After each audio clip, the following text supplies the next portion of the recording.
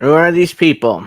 All right, welcome to Hey, Angel in the Afternoon. Hey, Alex, I'm your host, Angel Rivera, and I did some changing around this week or during the week in the background, so looks a little different, a little darker because since we're on a little later, at least in the East Coast, I figured let's make that a little darker, so hopefully people like the difference. There's a little QR code there. It goes to my Kofi if you're interested in giving me a bit of a donation for to help the show. Greatly appreciate it. If not, just like, subscribe, and hang out in the chat. I already got a bunch of people here in the chat. So let's see. We got Steph. Hello. Hopefully you feel better, Steph, because I know you're not feeling well still. Hey Max, CBC. Make sure you like. Make sure we got plenty to talk about this week. Excuse me. So, as everybody, let me real quick say what we're going to talk about this week. USAID has been shut down, and not really shut down technically, but it's been drastically downsized, let's say. And there's meltdowns around. A lot of media, it turns out, was financed by USAID, not only here in the US but around the world. So a lot of the media has been funded by them. So that's something we're going to talk about. We're going to talk about the Democrats' response to Elon Musk and Doge. Nothing but virtue signaling, grandstanding protests. So far, in front of USAID, the Department of Education, the Treasury Department. I mean, all we have these politicians, grandstanding and running their mouths about how what we gotta protect the American people. And Also, the Democrats and shitlibs suddenly now care about what's going on in Gaza now that Trump's president. well, yeah, because the orange bad man's the president now. So when Joe Biden was president, it's like, what, Gaza? What? I don't even know where that's at. Where is Gaza? What's going on? Oh, we don't know. I mean, Joe Biden is good, and he's like Jesus incarnate. He can't do nothing wrong. So let's see. We're also going to talk about a few other things here. Uh, I'm going to start off with this story. Got this from Front Office Sports, but it's relevant to our show because of Donald Trump is being. So let's start off with this, and then we'll work away to the other stuff. So Donald Trump threatens to eliminate tax breaks for sports owners. Now, this is something sports owners takes advantage of massively. Press Secretary Caroline Leavitt outlined Trump's tax plan priorities, including eliminating the special tax breaks for sports teams owners. So yeah, a lot sports owners, they have the special tax break to take advantage of, and of course, Donald Trump is threatening to. There you go, make that bigger, get rid of it. So let's Hey, see. Steve Cohen, get ready to learn Chinese, buddy. Yeah, I mean it. All right, so let's see. On Thursday night, President Donald Trump met with House Republicans to hammer out a first budget of his second term. While his tax plans are still taking shape, Press Secretary Caroline Leavitt mentioned one thing he could have multi-billion-dollar ramifications in sports, eliminating the special tax break for sports team owners. Under current law, sports owners are able to use their teams to save enormous amounts of money on their income taxes. How would that work, you may ask? Well, here it is. The main way owners save money in their tax bills is called amortization. Owners of sports teams can deduct the cost of buying a team over a 15-year period from their taxable income, thereby slashing the amount they have to pay on taxes significantly, even if the team is profitable, or like nearly every major U.S. sports team, skyrocketing in value. So if you pay, it explains it down here, but if you pay, amortization is commonly used by businesses that buy equipment that naturally depreciates in value over time. But in the case of sports owners, those deductions are for intangible assets like such as player contracts and broadcasting rights. Sorry. For example, say a sports team is purchased for $6 billion.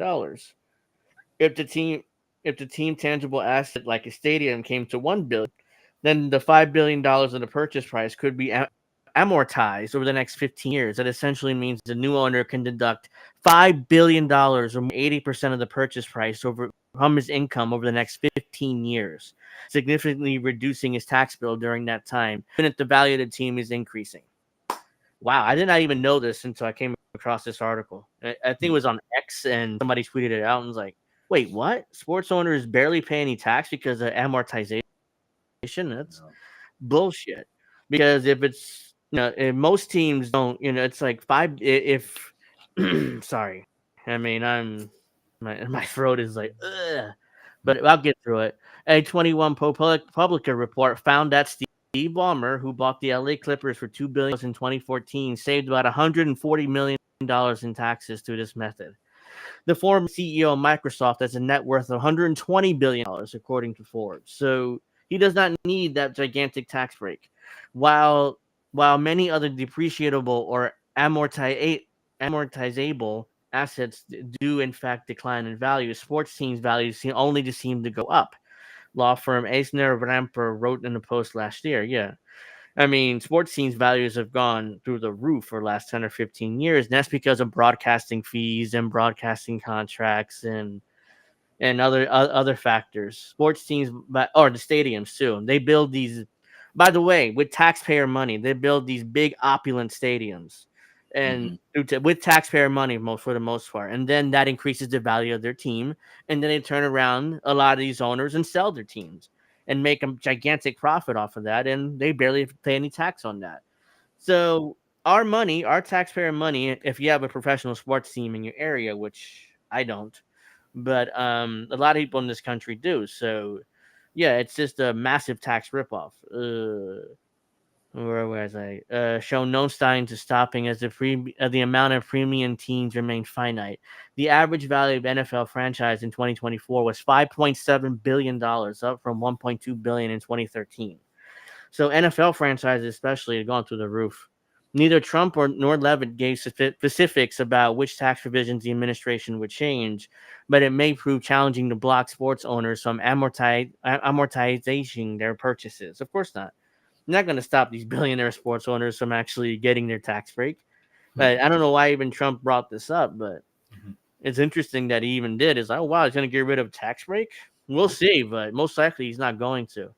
It's a fundamental business tax rule, I Joshua. just want to interrupt for a second. If Joe Biden was doing this, people like Kyle Kulinski would be up in arms and praising the Lord for him, all that.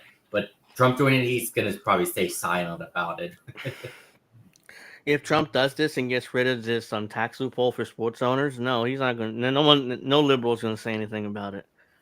Let's see. Is a fundamental business tax rule. Joshua Horowitz, CPA and partner at accounting firm with him, tells Front Office Sports. I'm not sure I can specifically carve out something for the sports space, but if you can deny amortization for sports owners and not other businesses, Horowitz says, it's one of the reasons why, particularly with sports teams, the amount can be deducted is so big. Because the owner is essentially paying an upfront premium. They're paying for the NFL MLB team, a public-facing entity that would generate significant revenue from sports media rights and ticket sales. With sports teams, you're buying a lot of intangibles like TV rights, so it ends up being a large number, and not a lot of intangibles outright. Horowitz says intangible is a technical term here. Broadcasting rights and player contracts are considered intangible assets by the IRS. So let's see. Last year, under the Biden administration, the IRS issued a memo indicated that it would look more closely on whether owners of sports franchises are properly reporting losses. Sports teams often report losses, but the tax treatment of those losses differs depending on the type of owner. Some owners gain tax breaks by being an active owner in their team, which the IRS determines a number of hours and extent to which each owner is involved in managing the team.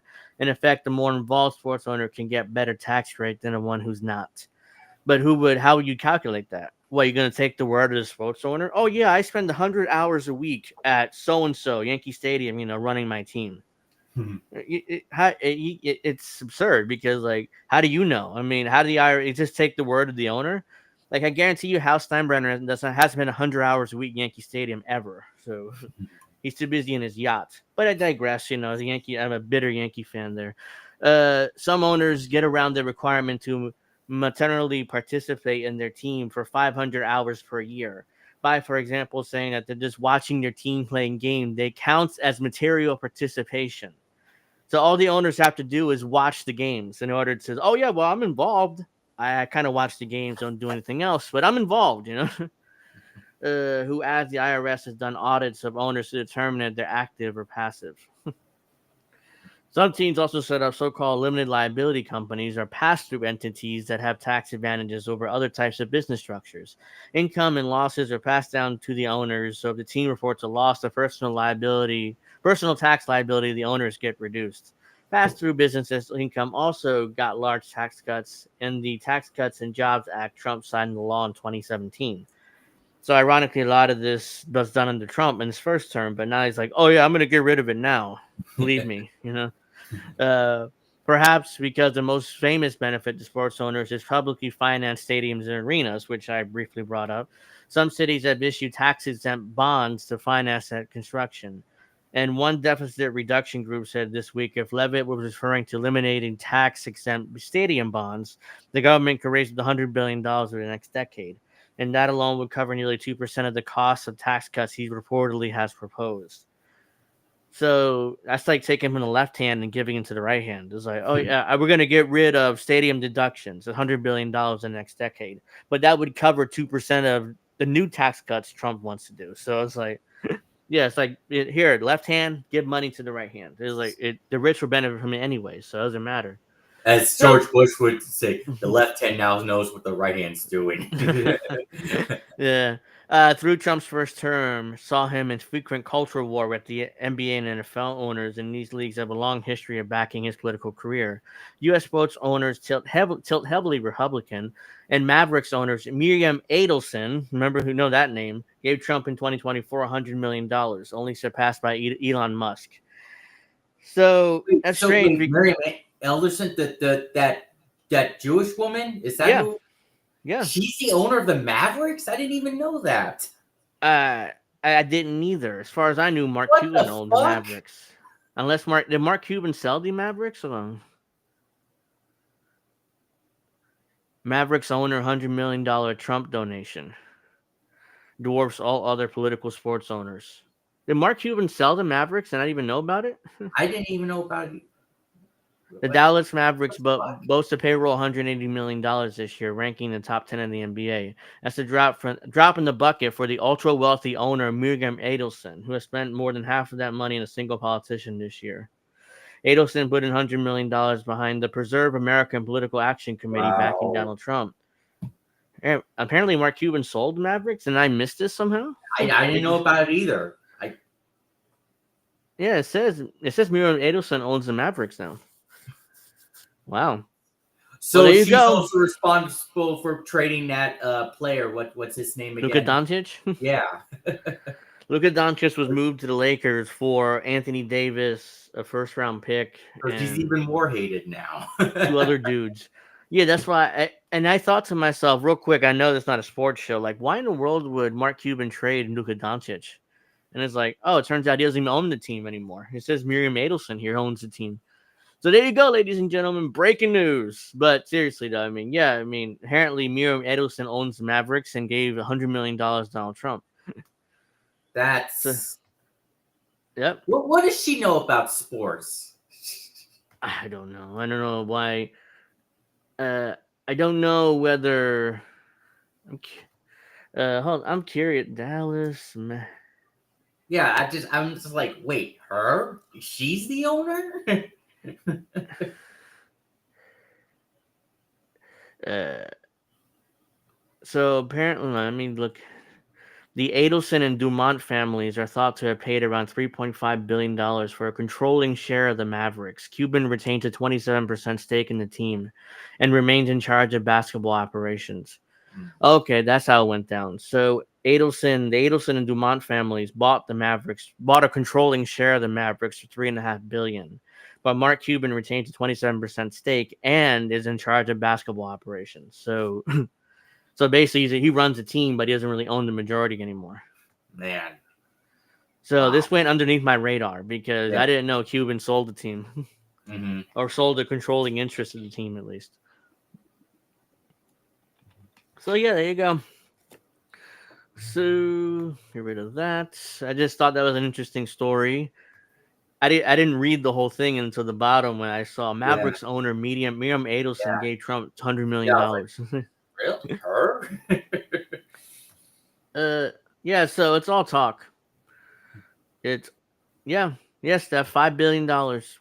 If you buy a team for $6 billion, you get a $5 billion tax break over 15 years, and that's it. And that's why I wanted to cover this because it's especially with the publicly financed stadiums, these opulent stadiums that are being built around the country is like, oh wow, look at that beautiful multi-billion-dollar stadium that the Vikings built, or the multi-billion-dollar stadium that the Cons want to build for Jacksonville and for the Jaguars. No matter how bad they are, they somehow going to get a massive.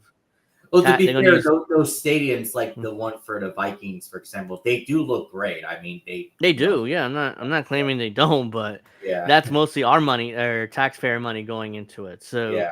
if it's like for Yankee Stadium, at the time they built a new Yankee Stadium, Michael Bloomberg was the mayor. Michael Bloomberg was like, no city money's going to building these stadiums. So you guys want to build the stadiums, fine, but you're gonna have to build them with your own money or get some loans or something. And to his credit, he stuck to that.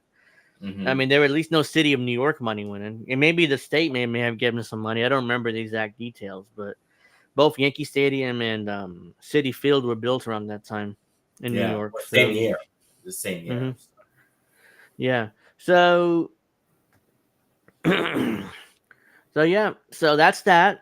Keep track of that story because I want to see whether Trump actually gets rid of these tax cuts. Don't hold your breath on it, by the way. I just want to make don't but don't hold your breath on Donald Trump getting rid of these taxes, these tax cuts Yeah. for billionaire sports owners. Because hell, Donald Trump wanted to be an owner. I think he tried to buy what was that I think he the said he football wanted to team be the owner of the Yankees, I think. So, at one point, yeah. But the Steinbrenners never actually wanted to sell, so I know that he wanted to either the NFL or the NBA, but they ultimately turned him down, which pissed him off. But I digress. Let's get. I'm not sure if people know, but there was DNC chair and vice chair elections oh, on Saturday. Because they're looking for new leadership. yeah. So Can you believe after it? David fucking Hogg is now the new vice chair of the yeah DNC. yeah, Like in fact I'm going to cover that in him? a second here, but the new chair of the DNC is a gentleman by the name of Ken Martin. I was like, who? Who did they Yeah. select? It turns out that Ken Martin is the was the DNC chair of the state of Minnesota for the last 10 years. Mm-hmm. And the way Democrats spun this was I like, bet Jesse Ventura loved him that guy. I bet he loved that guy too. oh, I don't. He hasn't. Jesse hasn't mentioned Ken Martin, but he did. Well, He's yeah, but I'm in. sure he did because he's Well, I Minnesota. wouldn't be surprised with Jesse's political leanings lately. I mean, he loves Tim Wall as the governor, but Yeah.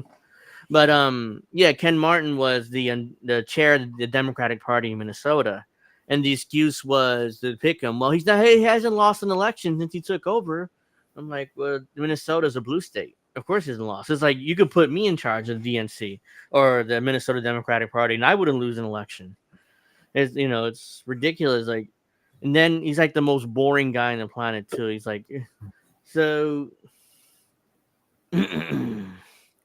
Let's see. Oops, I didn't share my screen. Hold on a second. Here we go. So this is this gentleman here. Oh Look yeah, who's there's back there. Ilhan Omar's back there. That's I think this Apparently is he Jane. cares so much about Gaza, but Ken Martin, he says is still supporting Israel. Apparently she doesn't give a shit. So No, I mean she's just a party hack. She whatever Democratic Party wants, she'll go along with it and give you a nice little cheer for it. So yeah. Ken Martin wins race for chair of Democratic National Committee. Hopefully, you won't fall asleep watching this. Let's see. Hey, The fight is for our values.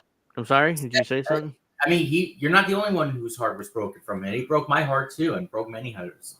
So, Oh yeah. I mean, that's why I don't Jesse. That's why I want to. When we talk about Jesse Ventura now, we talk about his appearances in wrestling because he's back in WWE doing Saturday Night's Main Event. But let's. Our values. The fight is for working people. The fight right now is against Donald Trump and the billionaires who bought this country.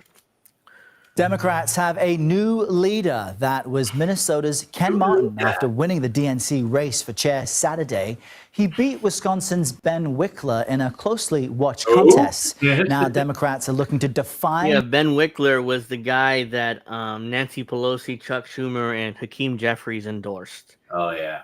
And that guy lost to this guy, He still Ken lost. Martin. So let's see. That guy must be more pathetic than Ken Martin. Let's just say that. Find their new agenda and, of course, review their strategies. CBS News political reporter Hunter Woodall followed the race closely, as you see here. He joins us from our D.C. bureau. And Hunter, what's interesting is Ben Wickler had the backing of high-profile Democrats like Chuck Schumer, Nancy Pelosi. And so how did Ken Martin end out on top?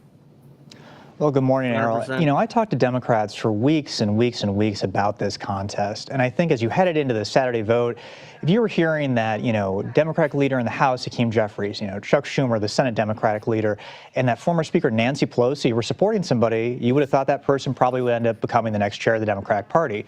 They all backed Ben Wickler, as you talked about, the Wisconsin Democratic chair. That's not the result that came out on Saturday. Ken Martin, as you said, won, and he's the next chair of the Democratic National Committee. This was striking because Ken is somebody who he has built, goodwill within the party for a long time. He's been the chair of the Minnesota Democrats for over a decade, and he just step by step won over the state party chairs and various other Democrats. There was thought that this was going to be a contentious race, potentially go to multiple ballots. He won it easily on the first ballot, and it showed, he had a coalition. This was not an ideological. It shows how much Wickler sucked, by the way. If it took one ballot for him to get his ass kicked. Race. This came down to being a contest very much about, we saw what happened in 2024. Democrats have concerns, and they want to answer to those concerns. And so I guess what we're all wondering is, how do Democrats plan to answer those concerns? Ed O'Keefe spoke with the outgoing DNC chair, that's Jamie Harrison. He spoke with him on American. Jamie Harrison is next, and he says nonsense here. So I just decides, and about this concept of how do Democrats bounce back. I just want to play this clip for our viewers because Harrison is rejecting the idea that Democrats need to completely rethink their strategy. Let's listen.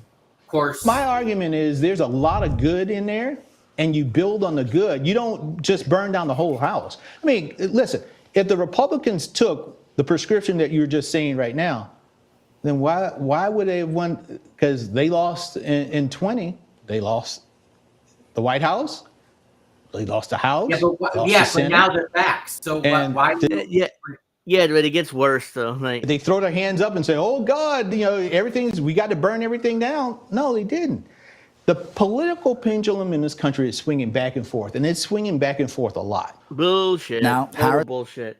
They did try to get rid of Donald Trump in 2020. The entire Republican Party, they denounced Donald Trump like he was like a traitor and evil.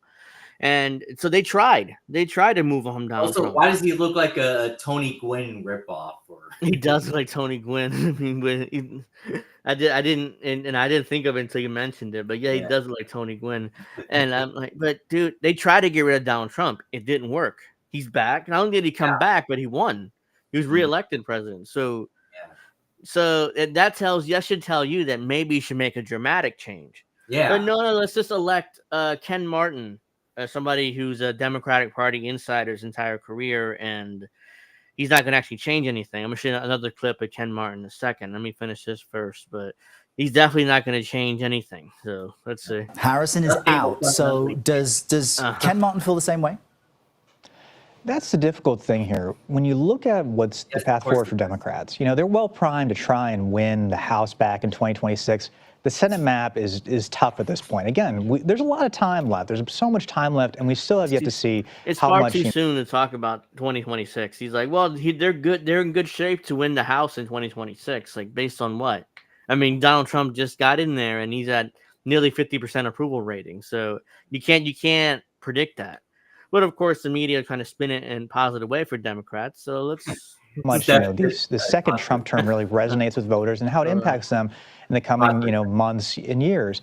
But what's the challenge is Democrats clearly feel heartburn, reject, by these 2024 election results. Oh, they feel rejected by 2024? Yeah. Well, I was going to say, Steph did the stone cold boring to comment. A little bit left in this, but yeah, I mean, am I supposed to feel bad? They feel rejected? I mean, no, I don't. I mean, I predicted this back in last summer they would lose, but soul searching they do is going to be key. And Ken Martin is not somebody who's really going to be the messenger for the party. Now, he's not going to be the person going out there giving those big speeches that really animate voters. He is somebody who is organized. He knows how to win. And in Minnesota, they have not lost in a statewide race since he took over as state party chair. That's something that Ken Martin. Yes, because it's a blue state. And his allies are very proud about. People will say, well, in Minnesota, that's not really it's not a blue, it's a blue state. It's not a battleground state. Yeah, obviously. I'll say this, Donald Trump nearly won Minnesota in 2016. He came remarkably close, almost the first Republican candidate since Richard Nixon to close in on winning that state. He obviously fell short. But after that, Democrats came back, and they didn't lose statewide, especially after that race. So Donald Trump almost won. Yeah. But he almost won in 2016. He didn't win it. He didn't win in 2020. He didn't win in 2024. So what? It's a blue state. What's your point? It's like exactly. You're just electing somebody from a blue state and acting like, oh, well, he knows how to win elections. He hasn't lost an election taking over as party chair in Minnesota. Oh, it turns out it's a blue state and it's easy. Huh. Well, it doesn't matter. That tells you that, Ken Martin and Minnesota Democrats, they found a path forward to answer to Donald Trump, but also find a way to keep their coalition together. Yeah, trying to. Democrats haven't lost Minnesota since 1972, I think. Which state becomes dumber and dumber? Minnesota. Bro, they haven't lost since 1972. Nixon, I think, won Minnesota in 72. 68, 72. So, yeah, it doesn't matter. It's a blue state. It's a blue state. So I want to get to yeah, he does look like the CBS droid. that. See, Minnesota is like So this is I'm not gonna play this whole thing, but there's a clip here of DNC chair. He talks about billionaires and whether you can take their money or not. Is that wait? Did I see Robert F. Kennedy there? Go back to that same. Yeah, isn't that him back there? Looks like him. Yeah, this is the Republican. This is RFK Jr. Bezos. This is probably during the inauguration. Yeah, that's right. Yeah, I was thinking. Oh, yeah, I wasn't thinking it was a Republican. This is during the inauguration. Yeah, it looks like. This I'm not gonna play this whole thing, but this is a clip of the new DNC chair talking about billionaire money, whether he's gonna take it or not. So let's see. I want you guys to guess how he goes. So its own interests in mind. But it's hard to attack the Republicans for being run by oligarchs if Democrats are as well. At a that's true. To be fair, I mean, this MSNBC guy. DNC forum last month, Ken Martin was asked about this exact idea and if Democrats should still take big money from billionaires. Get a load of his answer. This is great. There are a lot of good billionaires out there that have been with Democrats who share our values, and we will take their money, but we're not taking money from those bad billionaires. While Democrats. Oh, wait, there's a lot of good billionaires out there, and we'll take their money. It reminds me of that guy at the DNC convention, and he's like, "We'll take it from an actual billionaire," Hey, Willie Bragg is here. I'm going to start calling Donald Trump Protestant Pinochet. I mean, yeah, because he's pushing the religion aspect, and that's really a good way to put it. But yeah, I mean, let me remind you what he said. This is ridiculous. This is hilarious. Should still take big money from billionaires. There are a lot of good billionaires out there. Remember, good billionaires. That have been with Democrats who share our values, and we will take their money, but we're not taking money from those bad billionaires. Who's the bad billionaires? To the Republicans as bad billionaires? I guess, but I guarantee you, if a Republican says, "Hey, I'm gonna give you guys $100 million," it's like they'll take it. They'll take it, and all of a sudden he'll be a good billionaire, according to Ken Martin. I will say that guy, that MSNBC guy, he's not quite as bad as the other MSNBC hosts, Well, yeah, I mean, the little bit that I saw, he's like, that's not a bad point. Okay, I mean, he's okay compared to all the other horrible MSNBC hosts here. Let me see what he says afterwards here. While Democrats can't unilaterally disarm on fundraising, bullshit, total bullshit. That's the same talking point. It's like, oh well, they can't unilaterally, they can't disarm. They got to take billionaire money. No, they don't. This is bullshit. So again, he may not be as bad as other MSNBC hosts, but come on. Hey John, thank you for joining us. Give me a like, subscribe, and share the stream. Whatever. So let's see. So now I want to get to the new DNC chair or vice chair, rather. Yeah. David, if you would ask me back in 2017 or 2018, if you would start working at the DNC, become vice chair, I would call you crazy. But there'd be no chance. I wouldn't think so. So this is a quick little speech that he did here. Look at this dislike ratio. Oh God, yeah. I mean, I downloaded I'm glad you installed the return. Yeah. Yeah. So I installed it, I think last week when we were talking about it, and I was like, look at that ratio, brutal. Let's watch the new vice. Wow. First of all, thank you, Chairman Harrison. Can we give a round of applause to Jamie?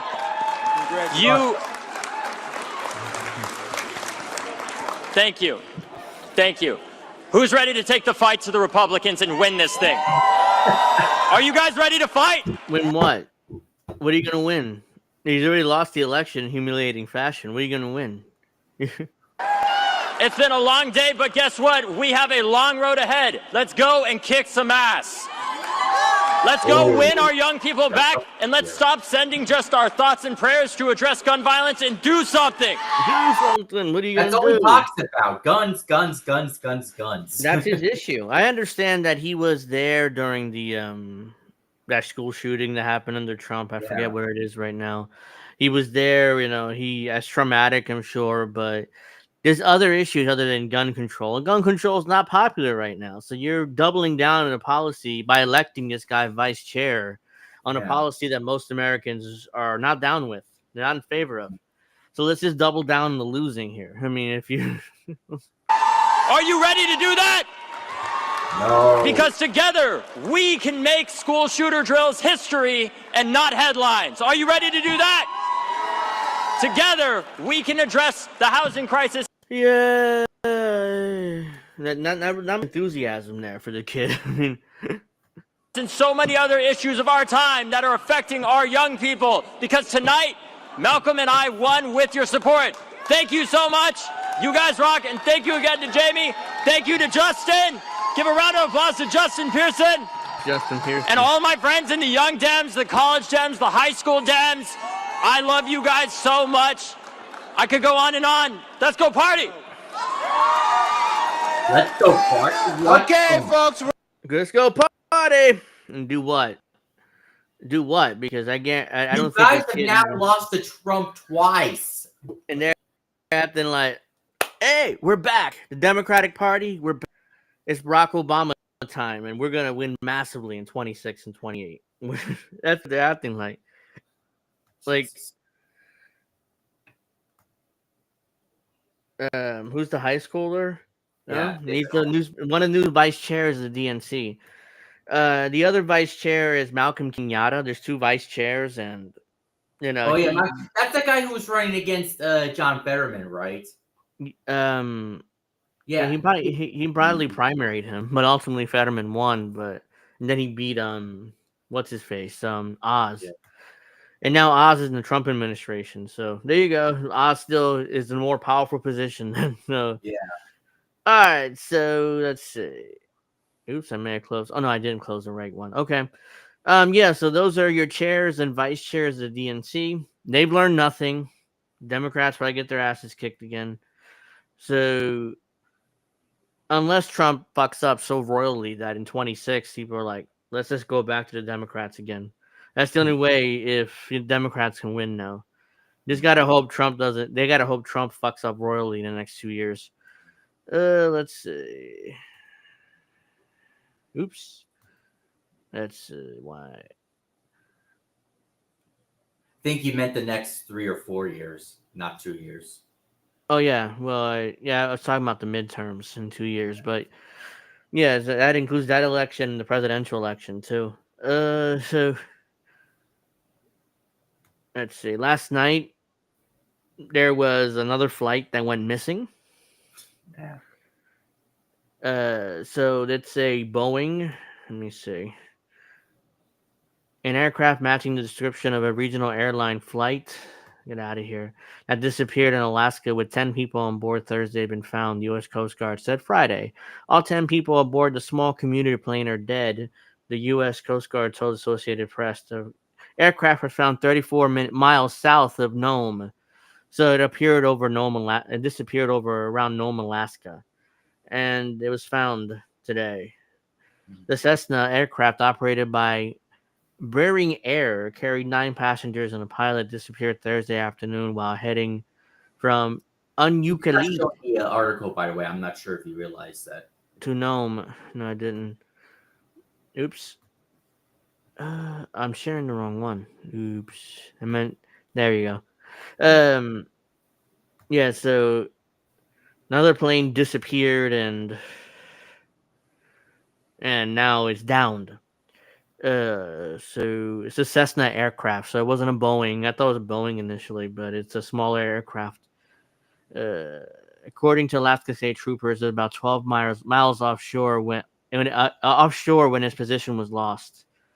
Officials searching for the plane committed more aircraft to search on the second day on Friday. A search complicated by the fact that the missing plane had not communicated its position through an emergency transmitter. Our thoughts are those affected with this tragic event, the U.S. Coast Guard said. Searchers have been scouring the snowy grounds in the Nome area, the seashore authorities have said. Poor weather conditions hindered searches by air Thursday. Initial search flights by C-130 crews from the Coast Guard and U.S. Air Force turned up nothing. Another plane crash and more deaths. You know what's interesting is that my dad and I are planning to go to Vegas probably sometime in the spring. We're going to fly because he doesn't drive anymore. But now that I'm hearing all these plane crashes or accidents or whatever it is, now I'm not so sure, it'd be such a great idea right now, Well,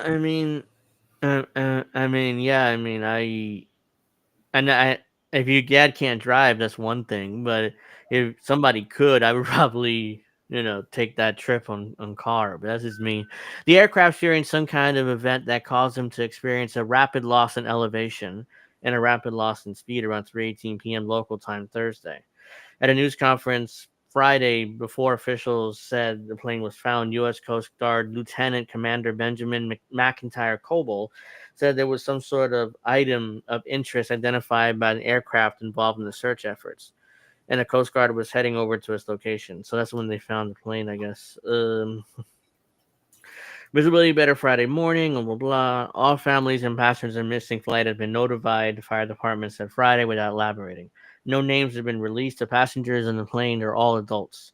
Alaska State Troopers Lieutenant Ben Indy said of the news conference, please keep your families in your thoughts at this time. This search comes as the U.S. air safety is under scrutiny as investigators probe two deadly incidents from the last week. A January 29th midair collision of a U.S. military Black Hawk helicopter and a passenger jet near Washington, D.C. that left 67 people dead, and January 31st crash of a medevac jet in Philadelphia that killed 7. So here's the map. Ended up here, even though it's supposed to be around here. How the fuck is this happening? Like, what's going on? I would love to know. That's why I'm like, what the hell's going on with all these plane crashes all of a sudden? The plane had not been communicated through its local emergency transmitter device that broadcasts distress signal to help locate a downed craft. The fire department said Friday every plane in emergency. I think I already read this. There's no ELT notifications in the United States Coast Guard. Why has that occurred or why hasn't it occurred? It's not something we're entirely clear about. The FBI is assisting the search with technical resources, including working to geolocate the cell phones of the plane's passengers. A bureau spokesperson told CNN FBI field offices have personnel specially trained through analyzing cellular telephone tower data, which can assist authorities in geolocating the last registered location of the device. The plane went missing. A Cessna 208B Grand Caravan was last seen over the Norton Sound around 3:16 p.m. The plane pilot had told air traffic control that he intended to enter a holding pattern while waiting for a runway to be cleared. On Thursday evening, hours after contact was lost, conditions around Nome Airport included light snow with freezing drizzle. At one point, visibility was down to half a mile, with forecast gusts to 35 miles per hour overnight. So it looks like it had some sort of weather incident and it just went straight down, especially with ice. I mean, those Cessnas tend. Yeah, but all the other accidents are weather related. I mean, I can't be. Well, no. I mean, not in Philadelphia or Washington, but this one most likely could be weather related. At least that's my speculation right now, based on the weather report. But yeah, so we have another plane crash. This is the third one pretty much since Trump took office. Yeah. And of course, as I said, I think last night or yesterday when I first heard this, I'm like, liberals are rushing to blame Trump for this. Yeah. And Trump's fault. And the Trump administration is rushing to blame the Biden administration for this. So it's like Spider-Man meme, Yeah, so of course liberals trying to take political advantage of this. Like, you see, Donald Trump, he's not doing his job, even though he literally just entered office 2 weeks ago or 2 weeks ago at this point. And there's not enough air traffic controllers and there's not enough regulation. there's so many different factors in this. To blame the Trump administration or Biden administration to me is unfair because we don't have all the information. One, and two, the issue of not having enough air traffic controllers, as we discussed last week, was on Joe Biden. Because even Jasmine Crockett kind of accidentally admitted to this. Is like, oh yeah, she was trying to blame Trump for it. It was like, oh well, we didn't have enough air traffic controllers. That's what 2023. Yeah, I think I remember her saying that. She was 2023. Is like, who was president then? Oh, Joe Biden. It wasn't Trump. Yeah, exactly. So why didn't he hire more air traffic controllers then? If there wasn't enough. So now to try to put that on Trump is ridiculous. But there you go again. Just another plane crash. Another. Yeah. It'd be kind of funny if GTA 6, like maybe like some of the random events that would happen, like maybe see a lot of these plane crashes. Well, whatever. at this point, they would do anything like that. They'll do stuff like that. I say the flashing lights are infrastructure issue, and the fog is probably some sort of chemical. Could be. Steph said, which he said, supposed to get 3 inches of snow tomorrow, and I got to work. Yeah, I mean, really? I mean, I there's no snow forecasted here unless the hens of the area. So let's see. Hope make sure everybody make sure you like and subscribe again. Let's see. So of course we'll get to this later, but a judge has paused Trump's orders to put USAID employees on administrative leave. So we'll get to that, to the USAID in a moment, but because we also got to get to the Democrats, their virtue signaling protesting. So but yeah, let's start with the Financial Times, because I love this. Can anyone stop Elon Musk's hostile takeover of the U.S. government? So, again, he's not taking over the U.S. government, morons. Unfortunately, Donald Trump gave him the authority to do all this shit. If you have a problem with this, it should be with Donald Trump, not with Elon Musk. But I digress. Before Donald Trump re-entered the White House last month, his top donor, Elon Musk's grand plan was to slash trillions of dollars in U.S. government spending, appeared to consist of little more than a logo of a dog wearing sunglasses and a stream of provocative social media posts. But behind the scenes, the richest man on the globe had quietly recruited tech executives and a slew of young coders who would quickly deliver shock treatment to one of the world's largest bureaucracies. Good. I hate the bureaucracy anyway, so fuck him. Let's see. Emissaries from Musk's so-called Department of Government Efficiency have infiltrated. They're not infiltrated major agencies. Donald Trump gave them the authority to go in there and look at their books. You may not like that, but it's not an infiltration it's like a Mission Impossible where they infiltrate the government building or something. Bullshit. They have infiltrated major agencies. Am I sharing the screen? Yeah, I see am. Okay, because I tend not to share screens or forget to do so. Fired or suspended tens of thousands of civil servants gained access to reams of sensitive security, health, and yeah, that's all true. But it wasn't like they hacked into it. I've seen a lot of liberals say, "Well, they've hacked into these agencies. They were given access." I mean, you may have a problem with that, and I do too. I'm not saying that I don't, but let's not pretend they hacked these agencies or doing this behind the White House's back. That's not true.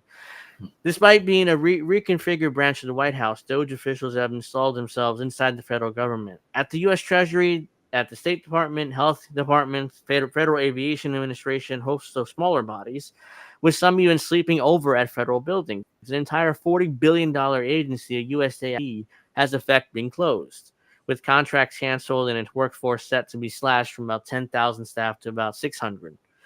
So, again, I really had no issue with that. In an assault that has shocked senior lawmakers, those staffers have begun auditing trillions of dollars worth of remittances, had access to Social Security number, bank details, and even health records of U.S. citizens.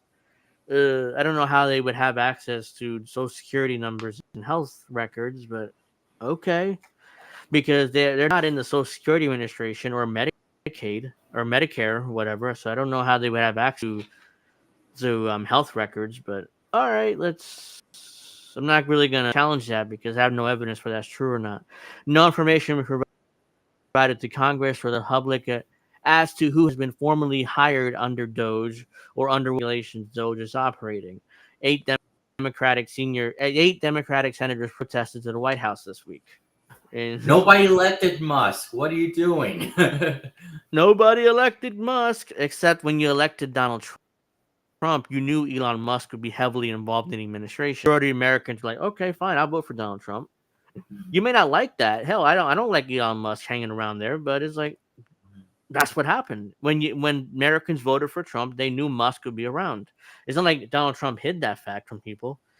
In Washington, D.C. this week, Democratic members of Congress joined protests against Musk outside the Treasury Department, which I have clips of, how cringy and phony it looked. Some carried signs saying, "Stop the coup." Bullshit. It's not a coup. And nobody elected Musk. Yes, we know, and you already went through that on why that's ridiculous. Doge rapid response astonished even its early supporters. Doge is doing things I've never fathomed, says James Fishback, an investor who advised the body after its formation in November. Acting with speed and they're acting with urgency.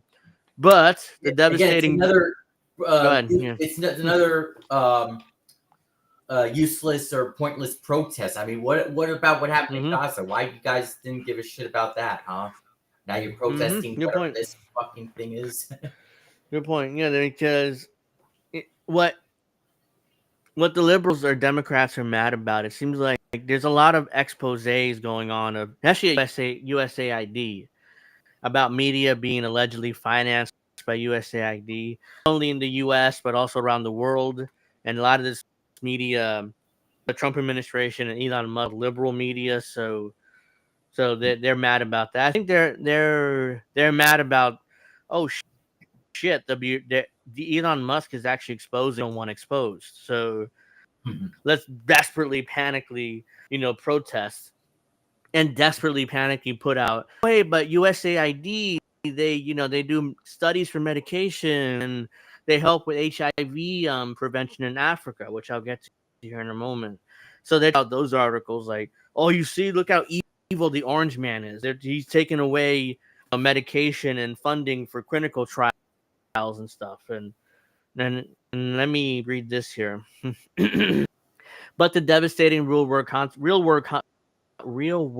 the consequences of taking a sledgehammer to several key agencies have quickly become apparent, which medication left undelivered in South Africa and elsewhere, life clinical trials paused, and critical government websites flickering on and off. So now we know that Triple H wrote this article because the sledgehammer part. Yeah. USA is done. Good. I say good. To the Dems, UNWRA bad, but USAID good. But yeah, I mean, because what the USAID did, and we'll break this down more later, is they did what the Obama administration came up with was the soft imperialism thing. We were still imperialists, but we did it soft way. We would give money, we would give medications around the world or build infrastructure. So it was they liked that soft imperialism because it made them feel better at night. Because that way they could sleep. They could like, oh, well, my money is going to help brown people around the world and third world countries. That makes me good. We're America and we care about the rest of the world. Oh, Obama's bombing in 7 different countries and all over Africa. It doesn't matter, I mean, some of that money is going to help the Africans, the black people there. So that's that makes me feel good. And unfortunately, Donald Trump's taking that away from, and now he's going back to old school imperialism where he wants it to take Greenland, to take the Panama Canal, to take Gaza, which I'll get to later. A little bit later, where Donald Trump said he wants to occupy Gaza. So that's old schoolism, and they don't like it. They're not comfortable with that. Yeah. So they want to go back to the soft imperialism where they sleep well at night. We don't have a fourth branch of government called Elon Musk, says Jamie Raskin, a Democratic congressman. We don't. Why are you saying that? Like their talking point is Elon Musk is not Donald Trump. So that's ultimately that's why I keep saying we didn't elect Elon Musk. Attacks on the civil service from air traffic controllers, bullshit. The air traffic controllers are not affected by any hiring freeze. We already talked about this last week. To food and drug inspectors, I don't know about that, to be fair, so I can't really respond to that. It's a lie because a Democrat saying it, but to food and drug inspectors aim to this congressional power, which is the people's power. No, it's not. Congress has not been the people's power for decades, if not for a century at least. So that like congressional power is the people power. It's the people's power. What is he referring to? John Laurinaitis? It could be at this point because he might have more power than we might have more power over him than over Congress. Musk has morphed into the most prominent so-called techno-libertarian in Silicon Valley, who believe government regulation hinder innovation and profits. Although his companies benefit from more than $20 billion in government contracts, he has long complained about red tape stifling Tesla, SpaceX, and others. Soon after he began donating $250 million to Donald Trump's re-election campaign, Musk angled for a role in downsizing the state, publicly setting an improbable target of saving $2 trillion, almost one-third of the U.S. $6.8 trillion annual budget. So Social Security doesn't count because, that's not a part of the budget, really. Medicare, same thing. That's our money. That's like a piggy bank. Look at this. I still thought it was like so hilarious how Kyle Kowinski said that Musk should be deported because he's against Social Security. I'm like, okay. It's like every billionaire is against Social Security for the most part. So what are we talking about? Like, he's against Social Security. Okay. It's not going away, no matter how much Elon Musk is against it, because whatever party cuts Social Security, it's political suicide. You might as well, just wrap up your next election and give it to the Democrats if you do that. So, the Social Security is not part of the budget. National defense is $875 billion, which is the Pentagon. Again, Medicare is not part of the budget either. I don't know why it's here. This is the interest on the loans we've taken out. I don't know what health is. What does this mean? I don't either. Yeah, but the way this is written out makes no sense because it's Social Security, Medicare shouldn't be there. It's not part of the budget. It's that's not money the federal government puts in. So many poorly written articles lately. It's so weird. Yeah. I know you guys yesterday at Snow Show were like, again, as misspellings and typos and stuff. They don't even try. Yeah. International affairs. Again, I don't know. So yeah, it doesn't matter. Even Republican leaders who have long relished the opportunity to shrink government seem to doubt Musk's mission. When asked in December whether Doge would succeed, Senator Mitch McConnell told the Financial Times, "Who knows?" By the way, same Mitch McConnell who fell again down the stairs recently, and he still, at least he gave up his leadership role in the Senate, but he's still there. It's like Nancy Pelosi, her role and leadership role, but she's still there. Like retire. Holy shit. Musk himself had downplayed expectations by suggesting Doge might be able to identify January. You're right.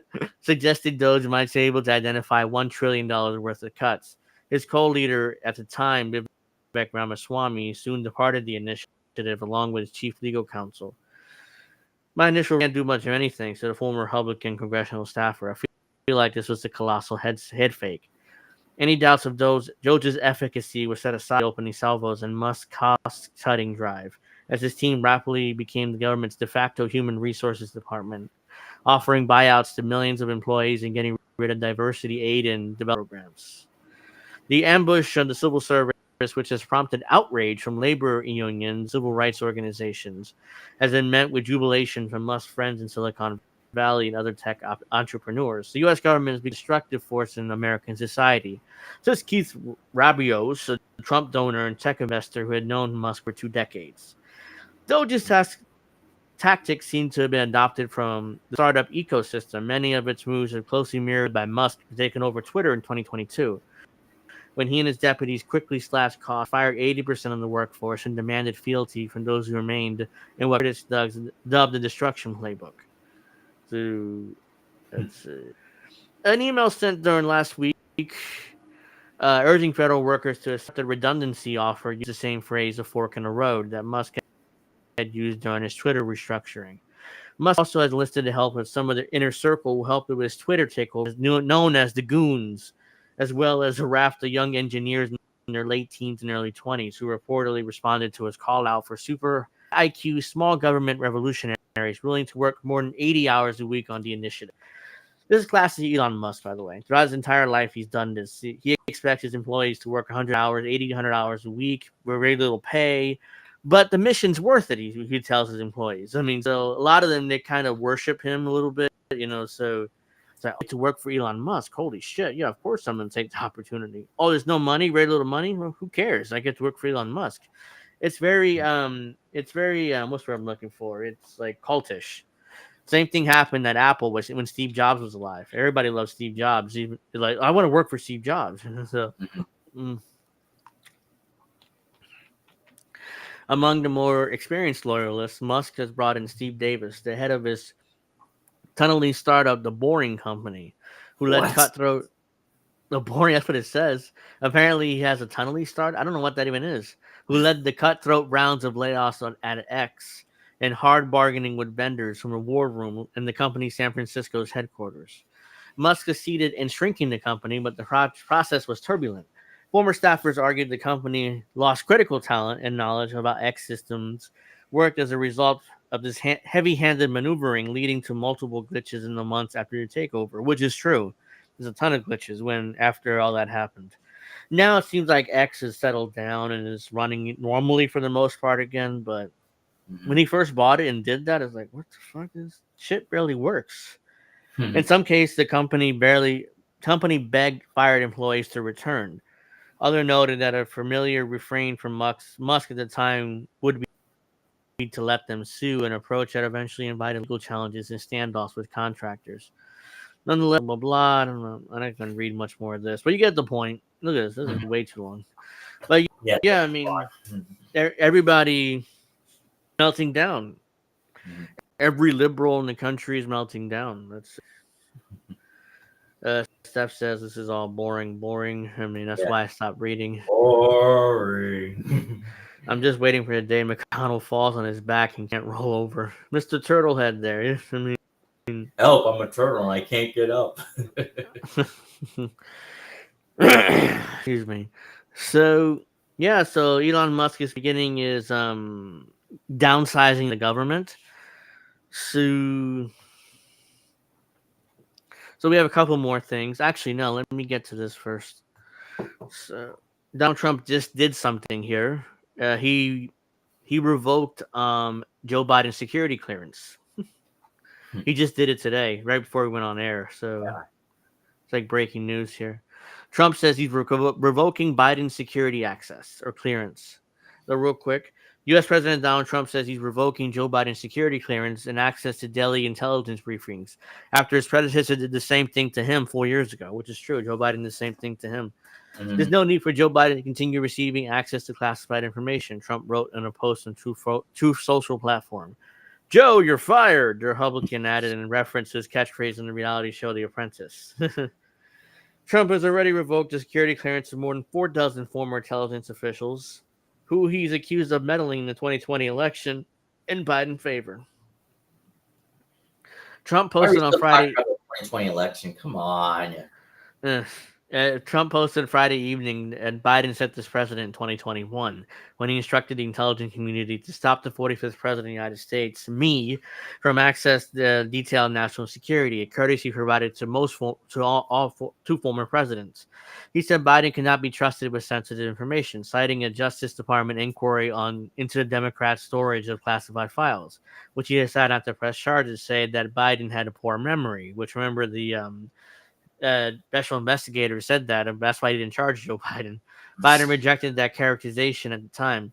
Trump said Trump has taken steps to revoke security clearances and protections of other top officials linked to the Biden administration since returning to office. In 2021, Biden stopped Trump from receiving classified intelligence briefings, the first time an ex-president ever been denied such information, which is a tradition and given as a courtesy. Until Biden stopped Trump. Yeah, but that was always a tradition, out of courtesy to get the intelligence briefing from the CIA. He justified the move by saying Trump cannot be trusted because of his erratic behavior, even before the 2021 U.S. Capitol riot, which Democrats accused Trump of inciting in the last days of his first term, which is bullshit. So Donald Trump revoked Joe Biden's clearance, which I don't care, but I just thought it was interesting to cover because he did the same thing to Donald Trump. So, world's smallest violin for Joe Biden. So, if anybody is, if the Democrats, I'm sure they have a problem with it. World's smallest violin for you guys. So yeah, let's go back to USAID real quick here. Let's see. LOL Biden for classified info, and he then forgot it. Biden was briefed and then he forgot it. Yeah, I'm sure. That's why I don't think Biden even would remember. Donald Trump. I don't think he remembers about his classified daily briefing, so it doesn't matter. So this is what I was talking about. Judge pauses Trump order to put USAID employees on administrative leave. So get rid of that. Can I? Wait. Sorry, let me see. No. I was hoping that I would have to read this, but hold on. A federal judge paused the Trump administration's effort to drastically scale back the U.S. Agency for International Development on Friday, temporarily blocking plans to put 2,200 USAID employees leave at midnight tonight. Judge Carl Nichols, a Trump appointee, by the way. So I know a lot of Trump supporters are saying, well, he's a trade blah. It's like, it was a Trump appointee. So it's not like he was an Obama appointee or something. Yeah. Said during a hearing in the U.S. District Court in Washington, D.C., that he would enter a very limited temporary restraining order that also addresses the status of the 500 staff who are already put on administrative leave, as well as the accelerated removal of people from their countries. The State Department and the House did not immediately respond to NPR's request for comment. Unions representing the foreign services officers and other USAID employees sued the Trump administration on Thursday to halt efforts to dismantle the agency and freeze most foreign aid. Filed for a temporary restraining order on Friday, asking the court to block the agency from putting workers on leave, laying off contractors, taking further action to shut down USAID operations in a matter that not authorized by Congress. And so the lawsuit also accuses Trump of taking unconstitutional, illegal action to try to shut down the agency, which was created by Congress in 1961. Well, he can't shut it down, but he can very easily fire everybody and stop it from operating. So it'll technically be around, but it'll just be an empty office space, basically. Since the inauguration, the Trump administration taking steps almost at a dizzying speed to aim to shutting down the agency, which has a workforce of about 13,000 people, and which funds, manages, and supports humanitarian projects in more than 120 countries. Oh, and also they do color revolutions, and they pay for foreign military operations around the world to fight against governments that the U.S. doesn't like. But they don't talk about that part. The administration has halted funding for aid program, laid off hundreds of contractors, shuttered offices, and announced they put new staff on all leave by Friday midnight and terminate contractors not deemed essential. The agency announced this week overseas employees should return to the U.S. within 30 days. They wanted the government to cover travel expenses. The employees that are outside the U.S., you want us to cover your travel costs? You got to return to the U.S. in the next 30 days, or else you got to pay for your own flight. Senior USAID staff has submitted a list of some 600 employees whose work should be considered essential. But on Thursday, Secretary of State Marco Rubio had approved fewer than 300 agency staff to continue working. Blah, blah, blah. So in other words, the judge put a temporary order stay on that. Of course, the unions who represent these employees were not going just to lay down and let Donald Trump or Elon Musk destroy the USAID. Even though, for me personally, I have no problem if that would happen for obvious reasons. So let's see. I'll get to that in a minute, but you know what? No, let me get to it now.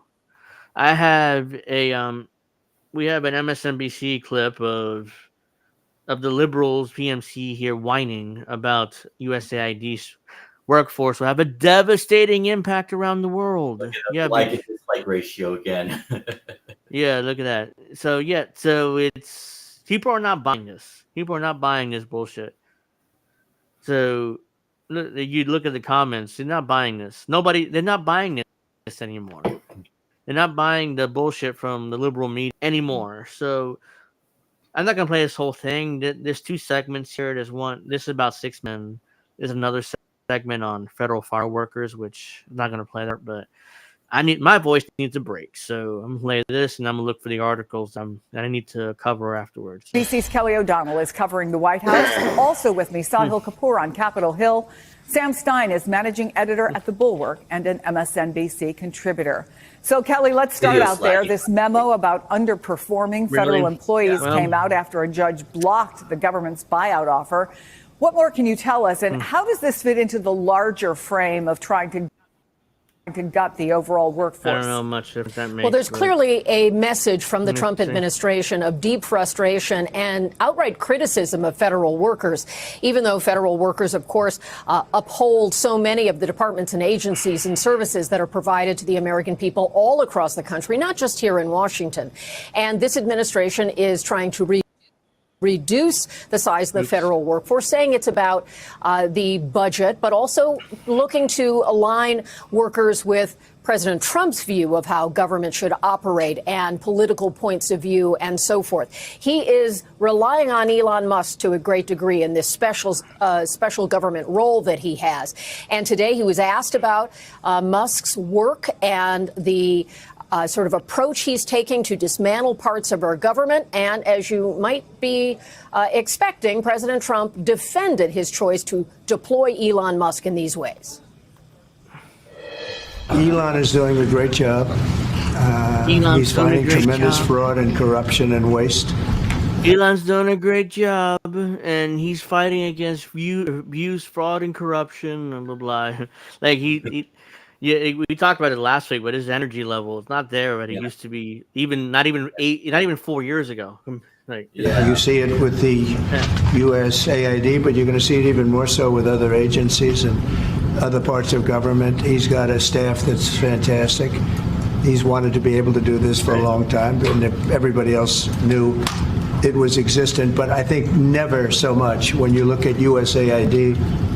That's a fraud. The whole thing is a fraud. Of course, in the first Trump term, First Lady Melania Trump and senior advisor Ivanka Trump at that time, both were involved in programs supporting USAID. And USAID, of course, serves around the world, a very small percentage of the overall budget, and is often considered a necessary part of not only humanitarian aid, but the cascading effects of that redound to the American people in terms of national security. So the approach this administration is taking is certainly very blunt, and the experts that Elon Musk says are in the workforce helping him do this and getting into the systems may not have any experience really in understanding how government works. There's not a great deal of transparency about who's on his team and how they are operating. The president wants him to do this work, and he is at it, while many federal workers in lots of different departments and agencies, a broad workforce, have real questions about what their own futures will look like. So, Sam, let's talk a little more about this worldwide impact. NBC News found that USAID is being cut from roughly 10,000 workers globally to 611. Only a dozen people are going to be assigned to cover all of Africa. 8 people will. Again, in for you. Like I don't care about any of this. Yeah. Like only 12 people are working all of Africa to give the aid that we give. 8 people in Asia, the aid, and 10 people in Europe.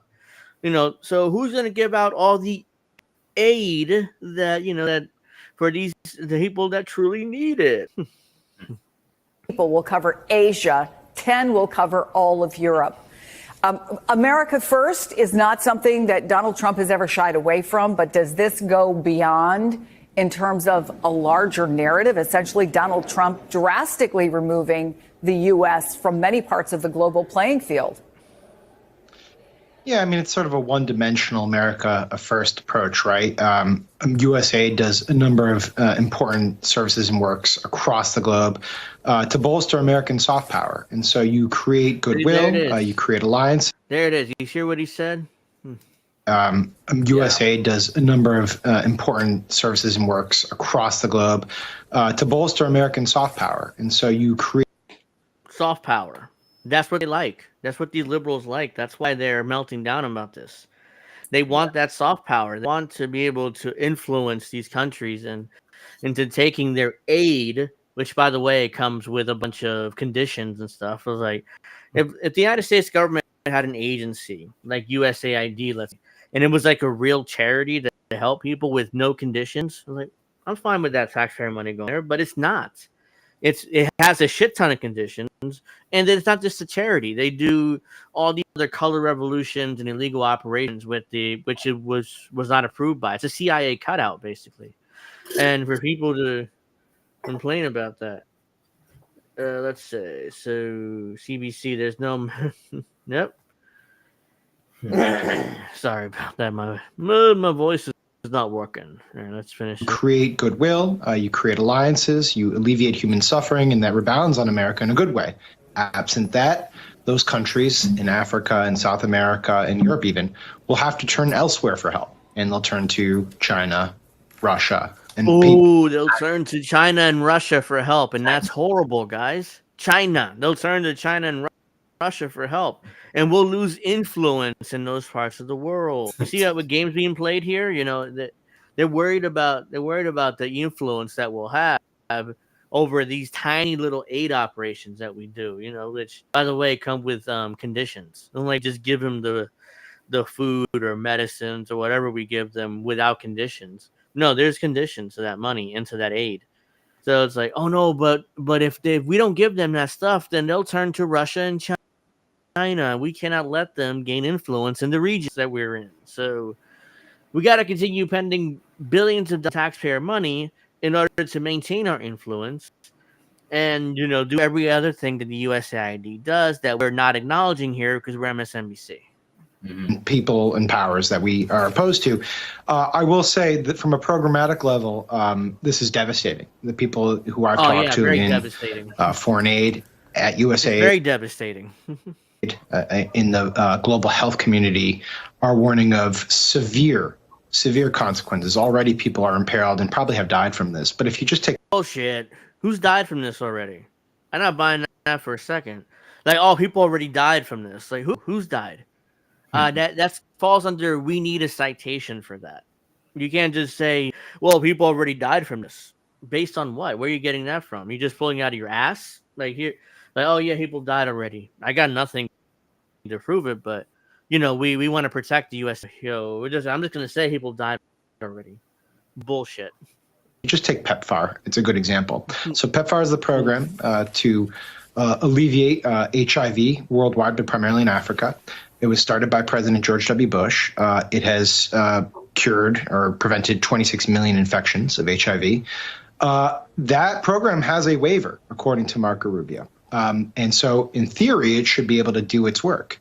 But PEPFAR depends heavily on USAID. PEPFAR is a fund, but you have to administer the programs. And USAID is a supplier for PEPFAR and also helps with the administration of that program. I talked to one pediatrician out in East Africa who is involved in PEPFAR. Their staff is going to be reduced by half because of this USAID cut. So when we're talking about programs that even have made it through the waiver, those will be impacted. Now they're trying to shame people oh no, but we got to refund USAID because of this one program, which is a good program that they do to help prevent HIV in Africa.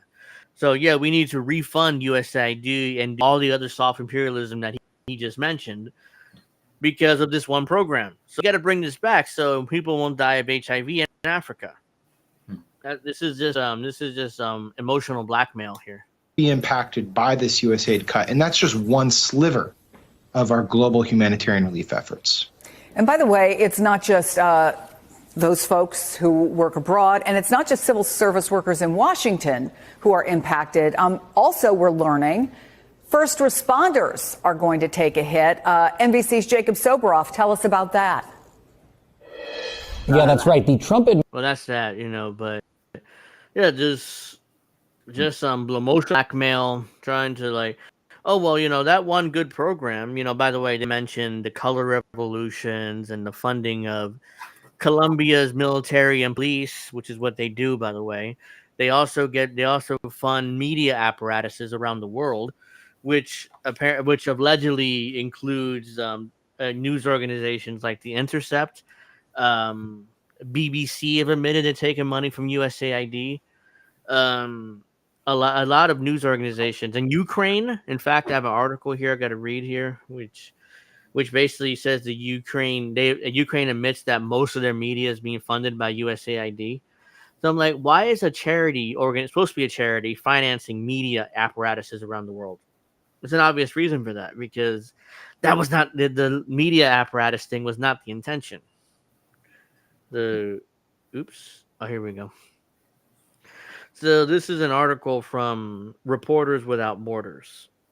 And this organization is also allegedly taking money from USAID. So, and I say allegedly because I've not been able to confirm this myself, and I would rather not, say something turns out is not true. So, Trump's foreign aid freeze throws journalism around the world into chaos. SpaghettiOs. President Donald Trump has spent billions of dollars around the world in aid projects, including $268 million allocated by Congress to support independent media and the free flow of information. By the way, I'm doing this because it's all bullshit. They're funding propaganda, basically. Pro-Western propaganda, what they're funding. Reporters Without Borders denounces this decision, which has plunged NGOs, media outlets, and journalists doing vital work into chaotic uncertainty. RSF calls on international public and private support to commit to the sustainability of independent media. Read in Russian, read in Ukrainian. I don't speak either language. Since a new American president announced the freeze of U.S. foreign aid, USAID, United States Agency for International Development, has been in turmoil. Its website's inaccessible. Its X account has been suspended. The agency's headquarters was closed, and employees were told to stay home. Elon Musk, who Trump chose to lead the quasi-official Department of Government Efficiency, called USAID a criminal organization and said we're shutting down.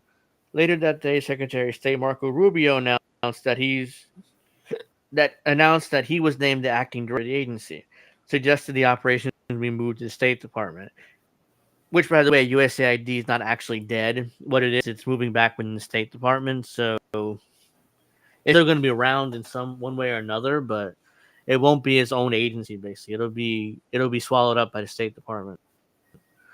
Almost immediately after the freeze went into effect, journalistic organizations around the world, the American aid funding, started reaching out to RSF for expressing confusion, chaos, and uncertainty. The affected organizations include large international NGOs that support independent media, like the International Fund for Public Interest Media, and smaller individual media outlets serving audiences living under repressive conditions in countries like Iran and Russia. Again, I do this because it's the anti-Iranian and Russian propaganda, but they're couching it as independent media, and they're serving audiences living in repressive conditions. So it's like, we need that money in order to do our propaganda, and Donald Trump took away from us. That's basically what they're saying. The American aid funding freeze is sowing chaos around the world. Bullshit, including in journalism. The programs that have been frozen provide vital support to projects that strengthen media, transparency, and democracy. All bullshit, by the way. They're just doing propaganda against Russia, Iran, any other country that we hate, or that our government hates at least. President Trump justified this by charging without evidence that a so-called foreign aid industry, which is not in line with U.S. interests. The tragic irony of this measure will create a vacuum that plays into the hands of propagandists and authoritarian states like us. But it digress. That applies to the United States a lot more than Russia and Iran. But Reporters Without Borders is appealing to the international public and private funders to commit to the sustainability of independent media. In other words, they want private financing in order to continue doing their propaganda. So, USAID programs support independent media. Bullshit. Again. in more than 30 countries, but it's difficult to assess the full extent of the harm done. Why is USAID funding global media anyways? I mean, that's not its place. Yeah. Many organizations are in to draw attention for fear of risking long-term funding or coming under political attack. According to USAID fact sheet, which has been taken offline in 2023, the agency funded training and support for 6,200 journalists. Why is USAID training and funding 6,200 journalists? Journalists, by the way. I would call them propaganda, but why in the world are we funding that? Why? I mean, it's obvious why to me, but they're propagandists and not journalists. But and also assisted 707 non-state news outlets and supported 279 media sector civil society organizations dedicated to strengthening independent media. The 2025 foreign aid budget included $268,376,000 allocated by Congress to support independent media and the free flow of information. So Congress approved $268,376,000 to support independent media. By the way, where's my cut of that money? It's not coming to me, but because I'm independent media, INN's independent media, but we're not getting any of that money. Let me make that clear. I mean, that money's going to propagandists, that does the U.S. bidding.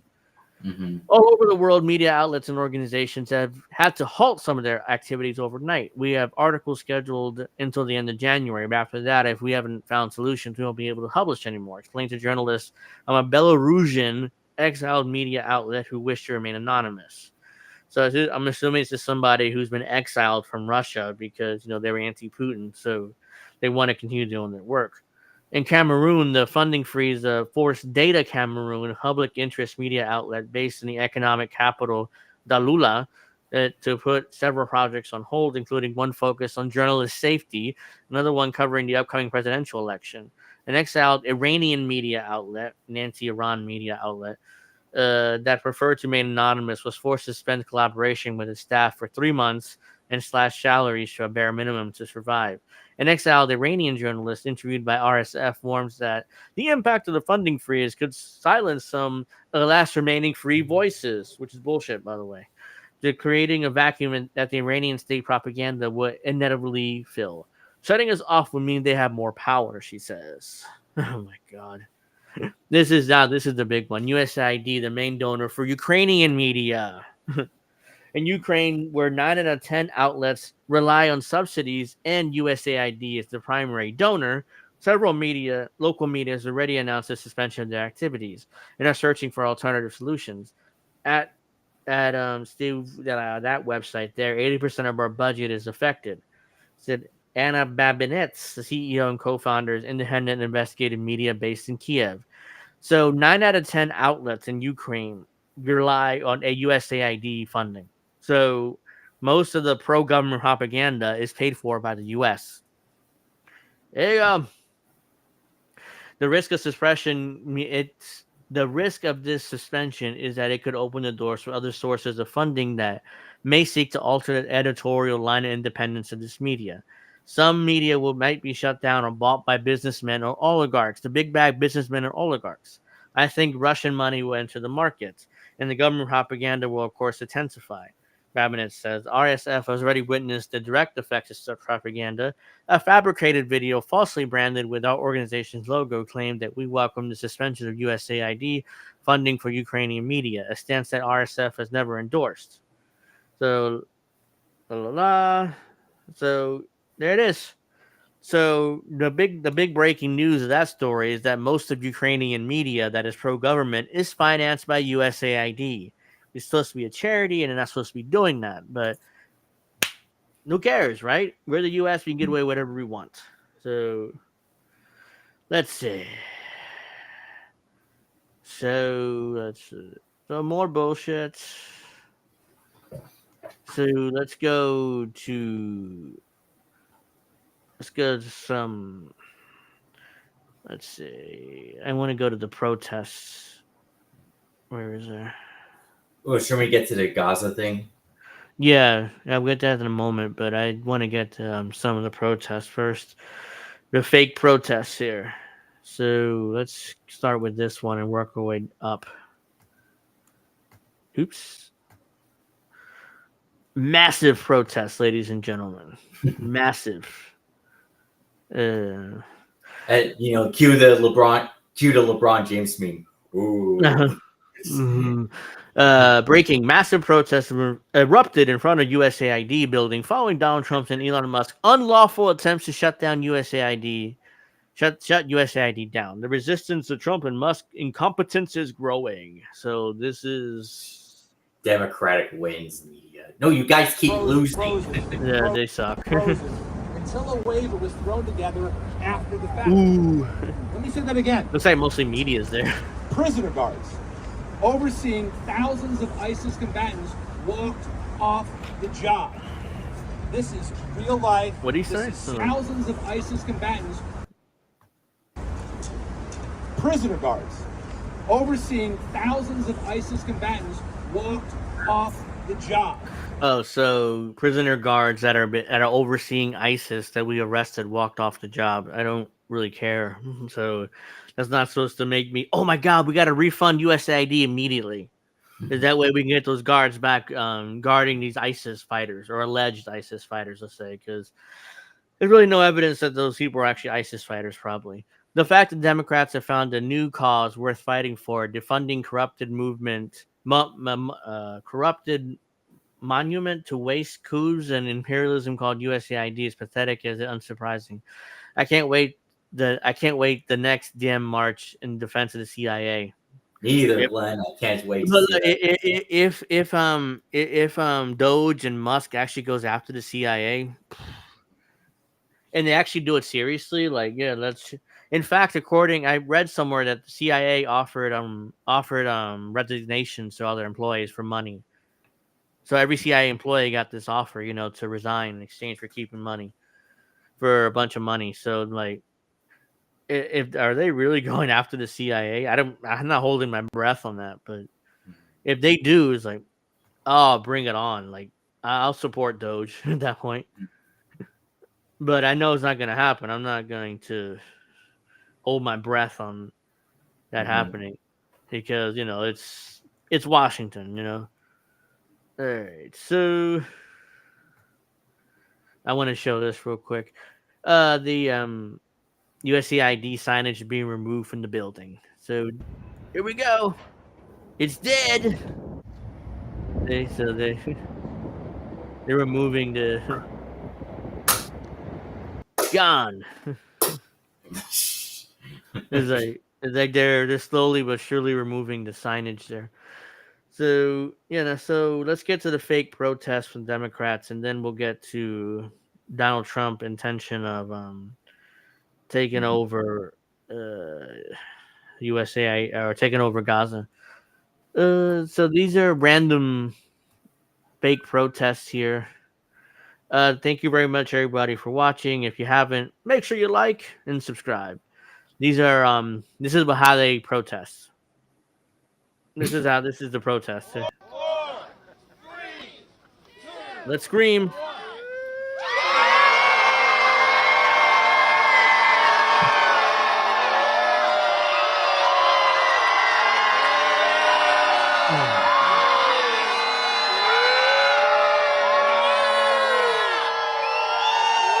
This is how they protest. How brave and stunning. I have to. Hey, they kept it up for 30 seconds. That really showed them. Yeah, that definitely showed the president there. He's scared now. He's like, okay, I'm sorry. I mean, let's bring back USAID. Let's bring back all the government bureaucracy that I'm trying to get rid of. So now let's get some more fake protests. This time, this has happened today at the front of the Department of Education, because the Department of Education is a new agency that Trump is going after, and Elon Musk. So this is Maxine Waters, yelling at this one random employee here that's stopping her from getting in. Right now, you're looking live. Oh, by the way, why is one employee stopping them from getting in? They're congressmen. If they wanted to get in, they can get in. So you can tell this is performative. This is all bullshit. Because they have cameras there, and they want to be seen. You see, we're fighting for you and your children's education. So that's what we're doing here. So it's just bullshit. It's just performative politics here. Live at the Department of Education, members of Congress, they're being denied entry into the building. The doors are locked. There's a security guard there. I'm guessing that's who's in the brown, tan-looking shirt, but we don't know for sure. They're having a tense conversation. Kind of want to listen in for a second here. No, let's not listen. Were you told to stand here, or did you decide to stand here and block members of Congress from entering the Department of Education? That poor guy doesn't want to be there. Bullshit. We're allowed in there. Really not. Private security contractor. Do you know who members of Congress are? Members of Congress. We're all members of Congress. Maybe you didn't understand. A private They security protest. contractor is making the decision to block members of Congress from a public access entrance. I don't think he knows. You have the authority as a private security contractor to block members of Congress. That has been knighted and granted to you. You have to That guy's let's go to the desk. Everyone deal with bullshit. Oh my! Who told you to do this? Open the door. Linda McMahon. So do you understand who members of Congress are? And you don't care. Who are we then? Linda McMahon. You don't care. We have a job to do. We're not dangerous people. We're not. I don't know. Security. There are no thieves and thugs out here. We're members of Congress. With No. They're not thieves or thugs. They're members of Congress. See, they're above the thugs and criminals. That that they're above them. You say like, oh no, we're not thieves or thugs. We're members of Congress. We're respected members of Congress. How dare you not let us in to this building? There's our ID, right there. ID. This is our job. This is our job. We're doing our job. Bullshit. Performative politics. Not doing your job. You're securing this building against who? Members of Congress. Who are you protecting in this? Members of the People's So House. this is the beginning of full transparency of this administration. The administration that talked about they're going to open the doors to all of these things and show the American public what is going on. They won't even open the door to this building, to members of Congress. We are not posing any threat. You don't represent us, We're not motherfucker. dangerous people. We have not done anything. You don't represent us. Feel like you do and you don't. They have a private security contractor who on his own is making decisions on behalf of the Department of Education. We are members of Congress at the what you're saying is all-access they allow billionaires and his minions to come in I don't to know this who building. he is. I don't know who he is, but I know who I am. And I'm Yes, that billionaire works for the president. You may not like it, and I don't like it either, but he's authorized by the president to be a there. member of Congress with You guys oversight aren't. You responsibilities morons trying to aren't. request a meeting, and a private security contractor is not allowing me to enter the building. Yes. Billionaires to go in this building, but not the people's representatives. They allow billionaires and their cronies to go in, but not. There's a lack of transparency here. The members of Congress, the people's representatives, are not allowed in. This is not transparent. They're locking our kids out. Well, Bullshit. Not Not only locking are your they not kids letting out. us in, now they've called the Department of Homeland Security. We are members of Congress here to talk with the Department of Education, and they're treating The us. kids deserve to have us go in and fight for them. Bullshit. Children They don't care about kids kids. deserve that battle. This is a Total public bullshit. institution. This is not Russia. Let the camera see. Oh, Russia. Who is he? He said, "This is not Russia. You got to let us in." Bullshit. I let you in. You're a bunch of old congressmen trying to virtue signal in Grandstanding. Why didn't let you in for? We are members of Congress. Come in. They're blocking us. See this This man is Maxine Waters' annoying ass here. a federal employee. He told us. No, he's not. Are you a federal employee? No. Huh? Yes. Yes. No, he said he's a federal employee. He- We pay him. Federal We employee. raise money to make sure that we have That's like when people say, well, to cops, like, well, I pay your salary. It's like you still got to do a job. You may not like it, but Department of Education. Everybody that's hired at the Department of Education are here because we pay for them to be here. Bullshit. He's standing here today, blocking the door, and he can't give us a good reason why he's blocking this door. Make sure they see right here. All access entrance. Well, and I think it should be clear to parents in the United States, if you want to advocate on behalf of your children, You are not allowed to come into this building where you pay taxes. Parents who Good have question. children who I are don't know. I said disabled. Linda McMahon ordered him Access is to be being there. blocked. You voted for members of Congress to advocate on behalf of your children, children with disabilities, for young women who have been victims of sexual assault in our classrooms, on our school grounds. Members of OCR are fighting for your children. We are not allowed in the building to talk to them. We are not allowed to advocate on behalf of America's children. No, because you're not going to virtue signal in a federal building. You're not going to do anything. This is bullshit. Bullshit, virtue signaling, grandstanding, protesting. It's just like they might as well go back to their office and write a strongly worded letter on why Donald Trump and Elon Musk shouldn't be allowed to do this. Yeah. That's a lot less annoying than this. This is very annoying to me. That's a lot less annoying, even though it's bullshit. But I thought this was pretty funny. So this is like somebody. This is. Let me share my screen now. No, they don't care about anybody's child. This is me trying to buy a beer in high school. And this is Give me that ID again. Give me that ID. The ID, I showed it to you. So what? I showed you the ID. You do what? I showed you the Could ID. you let me see the ID again? Huh? No. Give me that ID. Because when you're in high school and you buy a beer, it's like, oh, here's my ID. Oh, like, let me see that ID again. Like, oh, no, I showed you, man. What are you talking about? Oh, so I read that. Oh boy, that President Trump has signed sanctions against South Africa. Oh, really? That's just happened, I guess. Because I didn't know about that. It was a couple hours ago. So I missed that then. No, not surprised. Mm-hmm. I mean, I'm not. And I'm sure that government is. All right, where are we? Here we go. Before we get to Trump and Gaza, I wanted to play this. An admission by the Colombian president. Colombia's president has confirmed that USAID, along with other U.S. agencies, fund and control entire sections of the country's police and military. Of course they do. Of course they do. They're not supposed to do that, but yeah, not surprised. USAID no puede pagar nuestros funcionarios. Igual el ejército, ministro de la Defensa.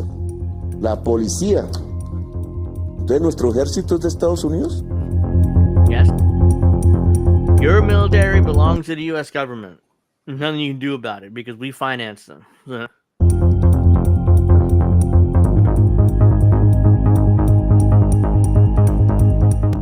De la prensa hoy. Nos quitaron la ayuda, pero es que esa ayuda es veneno. He's not wrong. ¿Cómo así que nuestras fronteras las cuidan empleados públicos pagados por un gobierno extranjero? Not wrong. ¿Qué gobiernos hicieron eso tan pecuecos, tan arrodillados? Eso es soberanía. Not wrong. I mean, the U.S. How can you have a country protect? How can you have public servants that are being paid by other country? So most of his military is being paid by the U.S. So I was like, yeah, if the U.S. don't want you, you're fucked. You're gonna be cooed. You're gonna be removed from office, and that's why you have to do exactly what the government our government tells you to. So let's see. So as everybody knows, earlier in the week, Donald Trump. Well, actually, no. Before we get to that, I'm getting to that, but see, I promise I can't left. So, yeah, I might go a little bit over just to get to everything. Okay. Because I know we're running out of time, but this is Malcolm Nance. Oh, this is senators here whining about to Elon Musk. We didn't elect Elon rally. You mean to tell me a man worth over $400 billion is going to decide what happens with my grandma's Social Security check? Bullshit. That's total bullshit. I mean, there's nothing to do. What Elon Musk is doing nothing to do with Social Security checks. Yes, he's running around rampant around the government, but he's not going to take away your grandma's Social Security check. He's not going to take away your Medicaid or Medicare or SNAP or Section 8 or whatever other programs are out there. Don't worry about it. Remember, Kyle Kowinski said that Democrats are a trillion times better than Republicans. Oh yeah, I mean that's obviously true. I mean, if you believe the blonde-haired idiot there. No one elected Elon Musk to nothing. And No one yet, elected Warren. Yes, we know. We know. Elon Musk is seizing the power that belongs to the American people. Bullshit. That's Donald Trump that gave him that authority to go around and audit all these agencies. We are here to fight back. When we open up the Senate every single morning, we don't pledge allegiance to the billionaires. We don't. But you take their money. Or the billionaires. But they gladly take the billionaires' money, though. They don't pledge allegiance to them, but they gladly take the billionaire money. We don't pledge allegiance to Elon Musk. If he gave you $200 million, you would. Yeah. We don't pledge allegiance to the creepy 22-year-olds working for Elon Musk. Why do you hate young people all of a sudden? I thought you loved young people. The Democrats were obsessed with young people for years. I remember when millennials because they work with Elon, all of a sudden they're weirdos. Yeah. Really? Yeah, I remember back 15, 20 years ago when millennials were young, is like Democrats were obsessed with millennials because we all voted for Obama and we loved Obama. Now it's like all of a sudden young Gen Zers are obsessed with Trump and Elon Musk. Now they're creepy 22-year-olds. Ridiculous. We pledge allegiance to the United States of America. And so I want to make sure that my mother gets her social security check, not bullshit.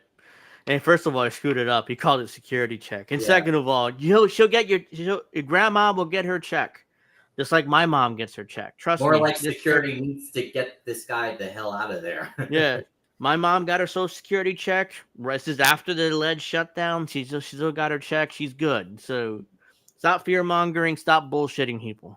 Not because she pledges allegiance to Elon, but because she pledges allegiance to the United States of America. This is the most corrupt bargain we've ever seen in American history. Oh, really? Elon Musk gives $250 million to elect Donald Trump, and Donald Trump turns over the keys to the United States government. Excuse me, how about if Alex Soros gave Kamala Harris $200 million and she won? You've been fine with that, right? That'd be no issue, right? No, of course not, because Alex Soros is a Democrat. By the way, Alex Soros is George Soros' son, who's basically taken over for him because he's close to death. But if Alex Soros gave Kamala Harris hundreds of millions of dollars too. I remember I think we covered it on the show with when Tim Walz went to his penthouse apartment in Manhattan and sucked up to him. So what are you talking about? You Democrats are just as bad as Donald Trump with Elon Musk. So fuck off. To Elon Musk and his billionaire friends and his cronies. Are we going to let that stand? Yes. Hell no, we're not going to let. Hell no. Except that when Alex Soros gives us a bunch of money, we'll definitely let that stand, though. That stand. We know who we work for. We know that we work for the American people. And No, what you we're not don't. going to do is stand around while they Bullshit. pull this bullshit that they trying to pull right now. Oh we my God. are going to What about the bullshit you're trying to pull, sweetheart? Fuck off. be in your face. We are going to be on your ass. And we are going to make sure. You've been saying this for years and years, and what have you done? Bullshit. Make sure you understand what democracy looks like. And this ain't it. Yes, it is, because Donald Trump won the election. So this is what democracy looks like, unfortunately.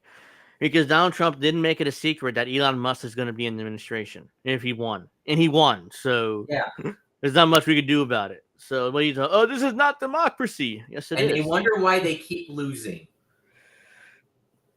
Yep. Then they're going to keep losing. All right. So let's get to the... let's get to this. We have... I might go a little bit over. Probably a few minutes over because this is important. Nope. Nobody... Democrats don't care about Steph's children. I'm about to say my children. I don't have children, but they don't care about anybody's children, let's say. So Trump says the U.S. will take over and own the Gaza Strip. So this is the president, making that, basically making that clear. I'm not going to read any of that because he says it here. So let's watch. The U.S. will take over the Gaza Strip. That's right. And we will do a job with it, too. We'll own it. We'll and be responsible for dismantling all of the dangerous unexploded bombs and other weapons on the site, level the site and get rid of the destroyed buildings, level it out, create an economic development that will supply unlimited numbers of jobs and housing for the people of the area. Yeah, people of the area.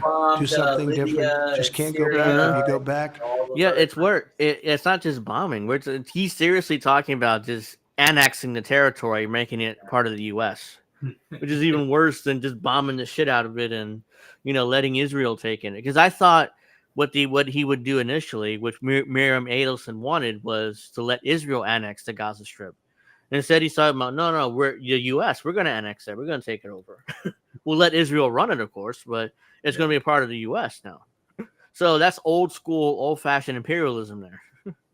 It's going to end up the same way it has for 100 years. I think that Gaza maybe is a demolition site right now. Look at that if you look motherfucker. at Gaza, it's look at Netanyahu with that there's smile. hardly a building standing, and the ones that are going to collapse. Now, I own Donald You can't Trump. live in Gaza right now, and I think we need another location. I think it should be a location that's going to make people happy.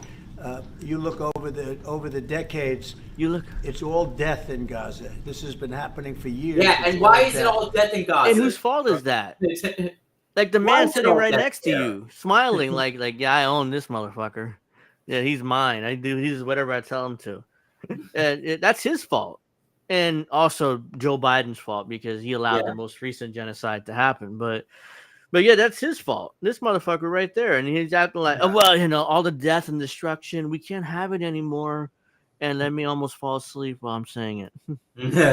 If we can get a beautiful area to resettle people permanently in nice homes. If we can get a beautiful area to resettle people permanently in nice homes.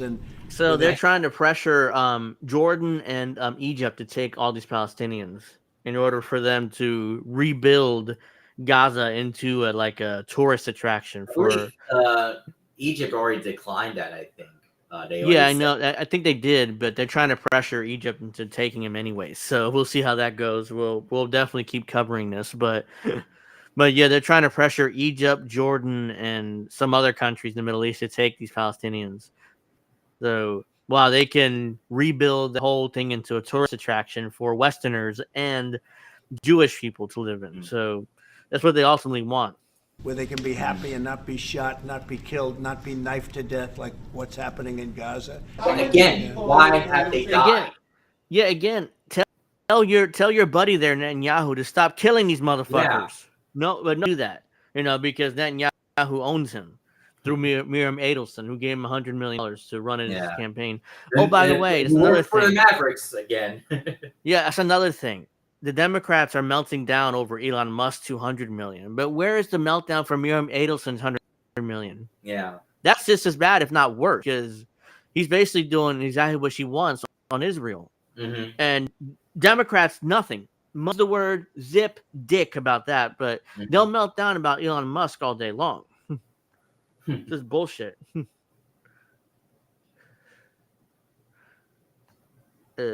John says, when he says unlimited numbers of jobs, I can't take him seriously. Well, you can't take anything Trump says seriously. I mean, he's kind of he's a clown, but I agree with you there. All of them. I mean, we're talking about probably 1.7 million people, 1.7 million, maybe 1.7 people. But I think all of them. I think they'll be resettled areas where they can live a beautiful life and not be worried about dying. They're talking about settling, clearing out ethnically cleansed area, and bringing in all the white people and all the Jewish people and to live there and to make it a tourist attraction.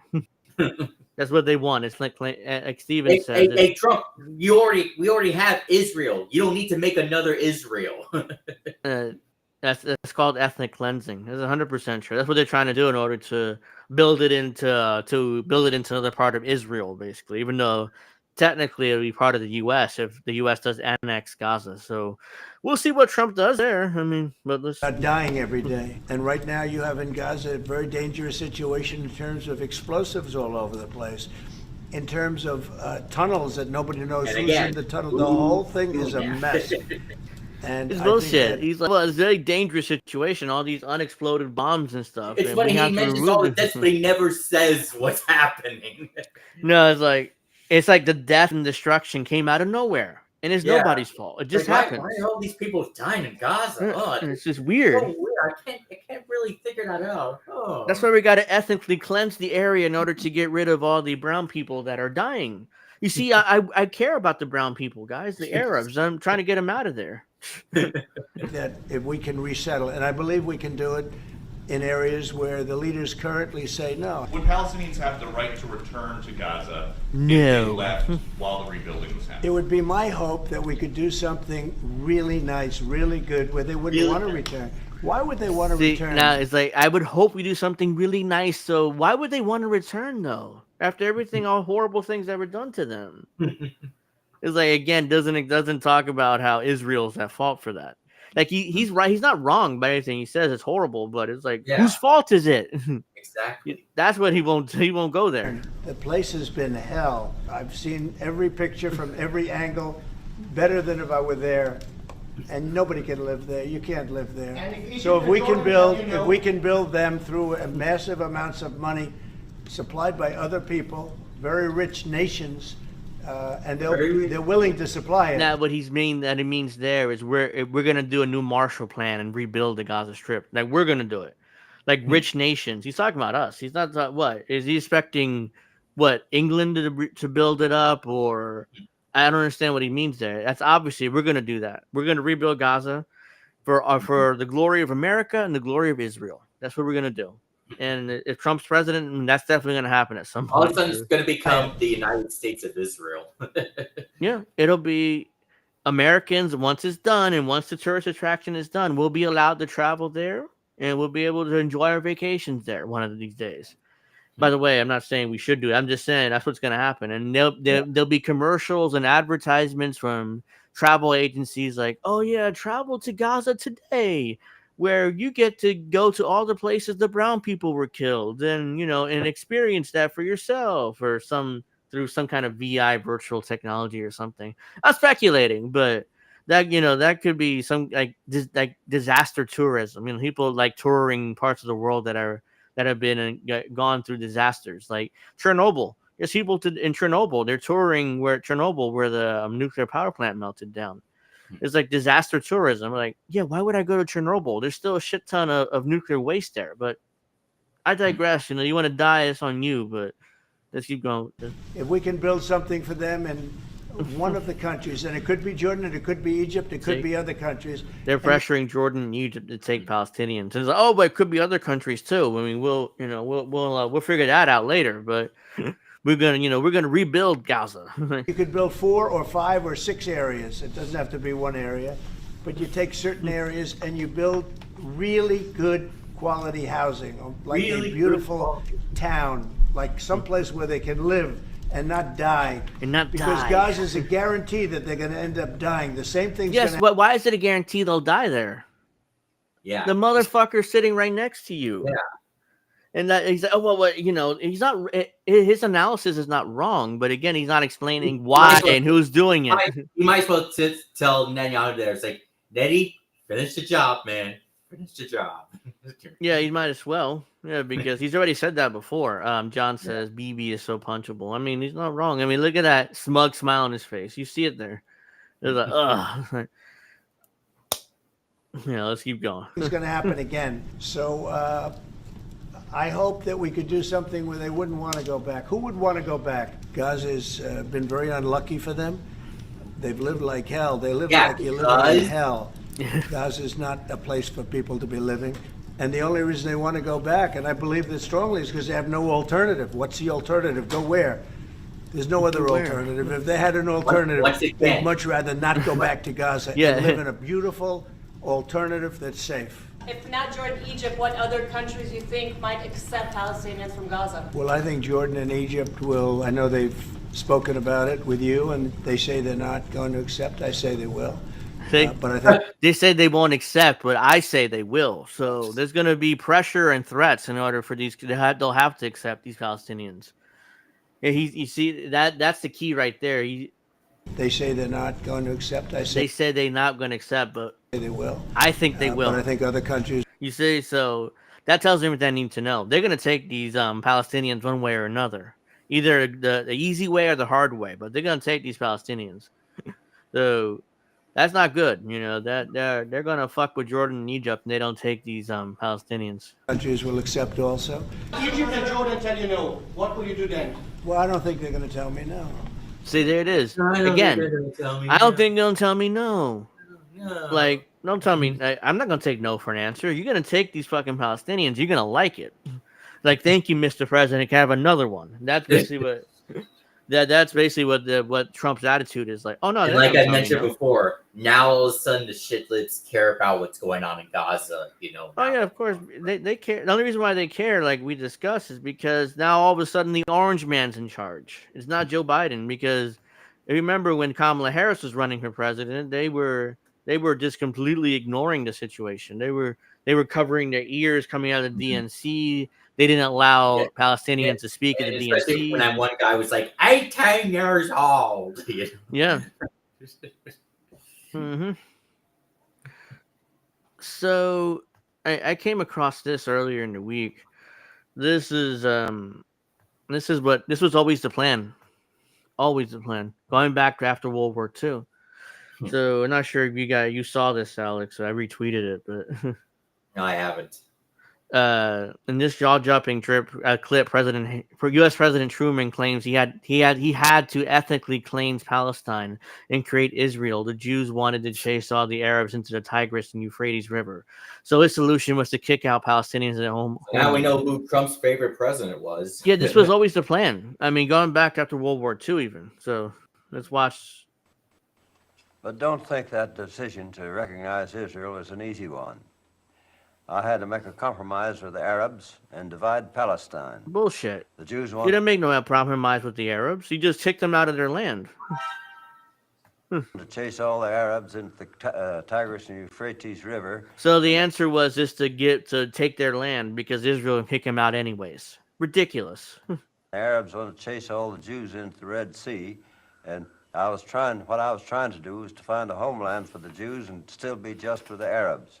But when you go into a thing of that kind, he wanted to be just to the Arabs. Bullshit. You just kicked them out of their land. You didn't even talk to them. It's like, you went to the UN. It's like, oh yeah, this is the state of Israel now. Oh, it turns out that's supposed to be Palestine.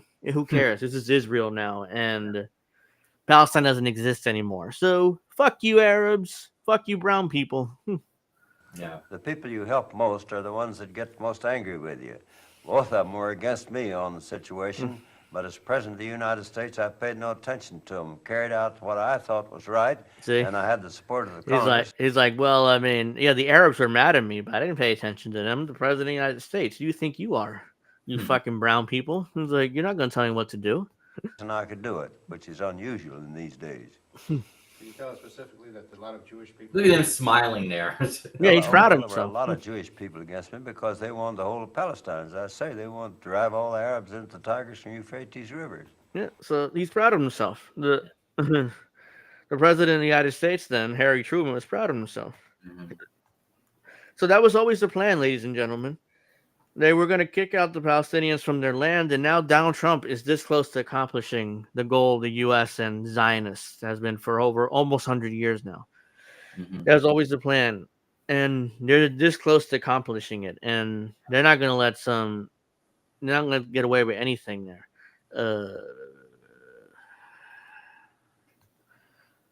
So let's see, this jack off here, was a Trump supporter. I wanted to feature him real quick. Ian Carroll?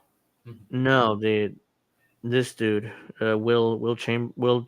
Oh, yeah. You guys aren't thinking big enough about what Trump is saying on Gaza. The Gaza Strip will be ours, American property, American sovereignty, and overseas territory, not someone else's territory where we are guests. Our property, we can enforce our immigration rules. Fuck off. So then he also says it will reshape the Middle East. We won't be dependent on Qatar to host our military base in the region. We'll literally have our own sovereign territory at the size of Las Vegas, perfectly located. And there's our good There friend. you go. Yeah, there you go. They're basically he's admitting it. Like, oh yeah, I mean, we want to own sovereign territory in the Middle East, just in case we had to start new wars in the Middle East. We can do it right from there. Yay! Shauna said, "No, dumbass, it won't be ours. It'll belong to rich oligarchs. You just want U.S. taxpayers to fund the transfer. The wealth will not be shared. Never mind the fact this argument is morally wrong." 100% right. So he's just openly admitting this Will Chamberlain character, who is a senior counsel at the Article 3 project. Oh, I'm assuming that's some sort of pro-war think tank in Washington. So yeah, that is also a big Trump supporting think tank. He's also a nerd. Nerd. But yeah, I mean, he's trying to couch it. Hey guys, our imperialism is a good thing because it'd be American property, and we get to start more wars in the Middle East very easily by that from Gaza. Yay, more war. That's his answer. Fuck off. So let's see. So let me take a few more minutes here. So let's see. So we got the press asking Trump about this, and they got some good answers. So this is Trump even admitting again. You're talking about he says, I do see a long-term ownership position. Thank you, Mr. President, Mr. Prime Minister. You are talking tonight about the United States taking over a sovereign territory. What authority would allow you to do that? Are you talking about... You think the U.S. gives a shit about what authority it has? So just take it. Come on. Permanent occupation there, redevelopment. And Mr. Prime Minister, do you see this idea as a way to expand the boundaries of Israel and to have a longer peace, even though the Israeli people know how important that land is to you and your citizens, just as the space is inherited by the Palestinians as well? I do see a long-term ownership position, and I see it bringing great stability to that part of the Middle East and maybe the entire Middle East. And everybody I've spoken to, this was not a decision made lightly. Everybody I've spoken to loves the idea of the United States owning that piece of land, developing and creating thousands of... Who would you speak to that said, oh yeah, I love it? Most everybody I speak to love it. Your staff? Obviously, he just gonna say no. talks, Yeah, it's like, that's the end of that clip where he basically says, I do see a long-term ownership position. So if Trump gets his way, we're looking at annexing the Gaza Strip into the U.S. sooner rather than later. And this whole question about what authority do you have is like, who cares? I'm just going to do it. Gaza Strip belongs to America now. Also, we remember Aaron Rupar's not a credible source. Oh, no, of course not. But he shared the clip, so I wanted to. So I wanted to, something like he shared the clip. But yeah, I mean, it's just blue. So that's what we're looking at, guys. We're looking at the U.S. taking over Israel. I mean, not Israel. So let me see. Is there anything else I wanted to get to? Yes, I think. Where is it? So they love like here's more of Trump before. And I want to get to one more thing, and we'll wrap up. So, Trump was asked who he envisioned living in Gaza. I envision world people living there. Palestinians will live there. Many people will live there. So it's not what he said. It's not what he said in the later, but this is what he initially said. You were saying about the Gazans leaving Gaza, going to other countries. One, where exactly are you suggesting that they should go? I know and who's two, talking. Are you saying they should return after it's rebuilt? And if not, who do you envision living there? Sounds like Caitlin Collins. I envision the world, people living there, the world's people. The world's people. I think you'll make that into an international, unbelievable place. I think the potential in the Gaza Strip is unbelievable. And I think the entire world, representatives from all over the world will be there, and they'll live there. Palestinians also. Palestinians will live there. Many people will live there. But they've tried the other, and they've tried it for decades and decades and decades. It's not going to work. It didn't work. It will never work. Billions and And you have to learn from history. Have to learn from history. You just can't let it keep repeating You can't itself. let it. We have an opportunity to do something that could be phenomenal. And I don't want to be cute. I don't want to be a wise guy. But the Riviera of the Middle East, this could be something that could be so bad. Oh my God, the Riviera of the Middle East. He's thinking about turning it into a vacation spot, like I discussed earlier, like the Riviera of the Middle East. Most Americans He's always like, I will do this, I will do that, and then that, I will do everything. Yeah, most Americans are able to go there, but I will. He's thinking to himself, the Riviera of the Middle East. It'll be so beautiful. This could be so magnificent. But more importantly than that is the people that have been absolutely destroyed that live there now can live in peace in a much better situation because they're living in hell. And those people will now be able to live in peace. We'll make sure that it's done world class. It'll be wonderful are for they the people. killing them, Trump? Yeah, it's ridiculous. All right, so before we wrap up, I just wanted to get to I came across this story which I thought was a fake initially, but turns out it's not fake. There's a new emerging Democratic presidential candidate 2028. It's ESPN commentator Stephen A. Smith. What? I'm not joking. Oh my. He was included in polling recently. I'll show you this. He was included in polling recently. Stephen A. Smith is emerging as potential 2028 Democratic candidate for president. The ESPN commentator is polling at 2% in recent survey, right behind 3% for vice presidential candidate Minnesota Governor Tim Walz. So his poll numbers are getting up. As he would say, what the hell are we doing? Yeah.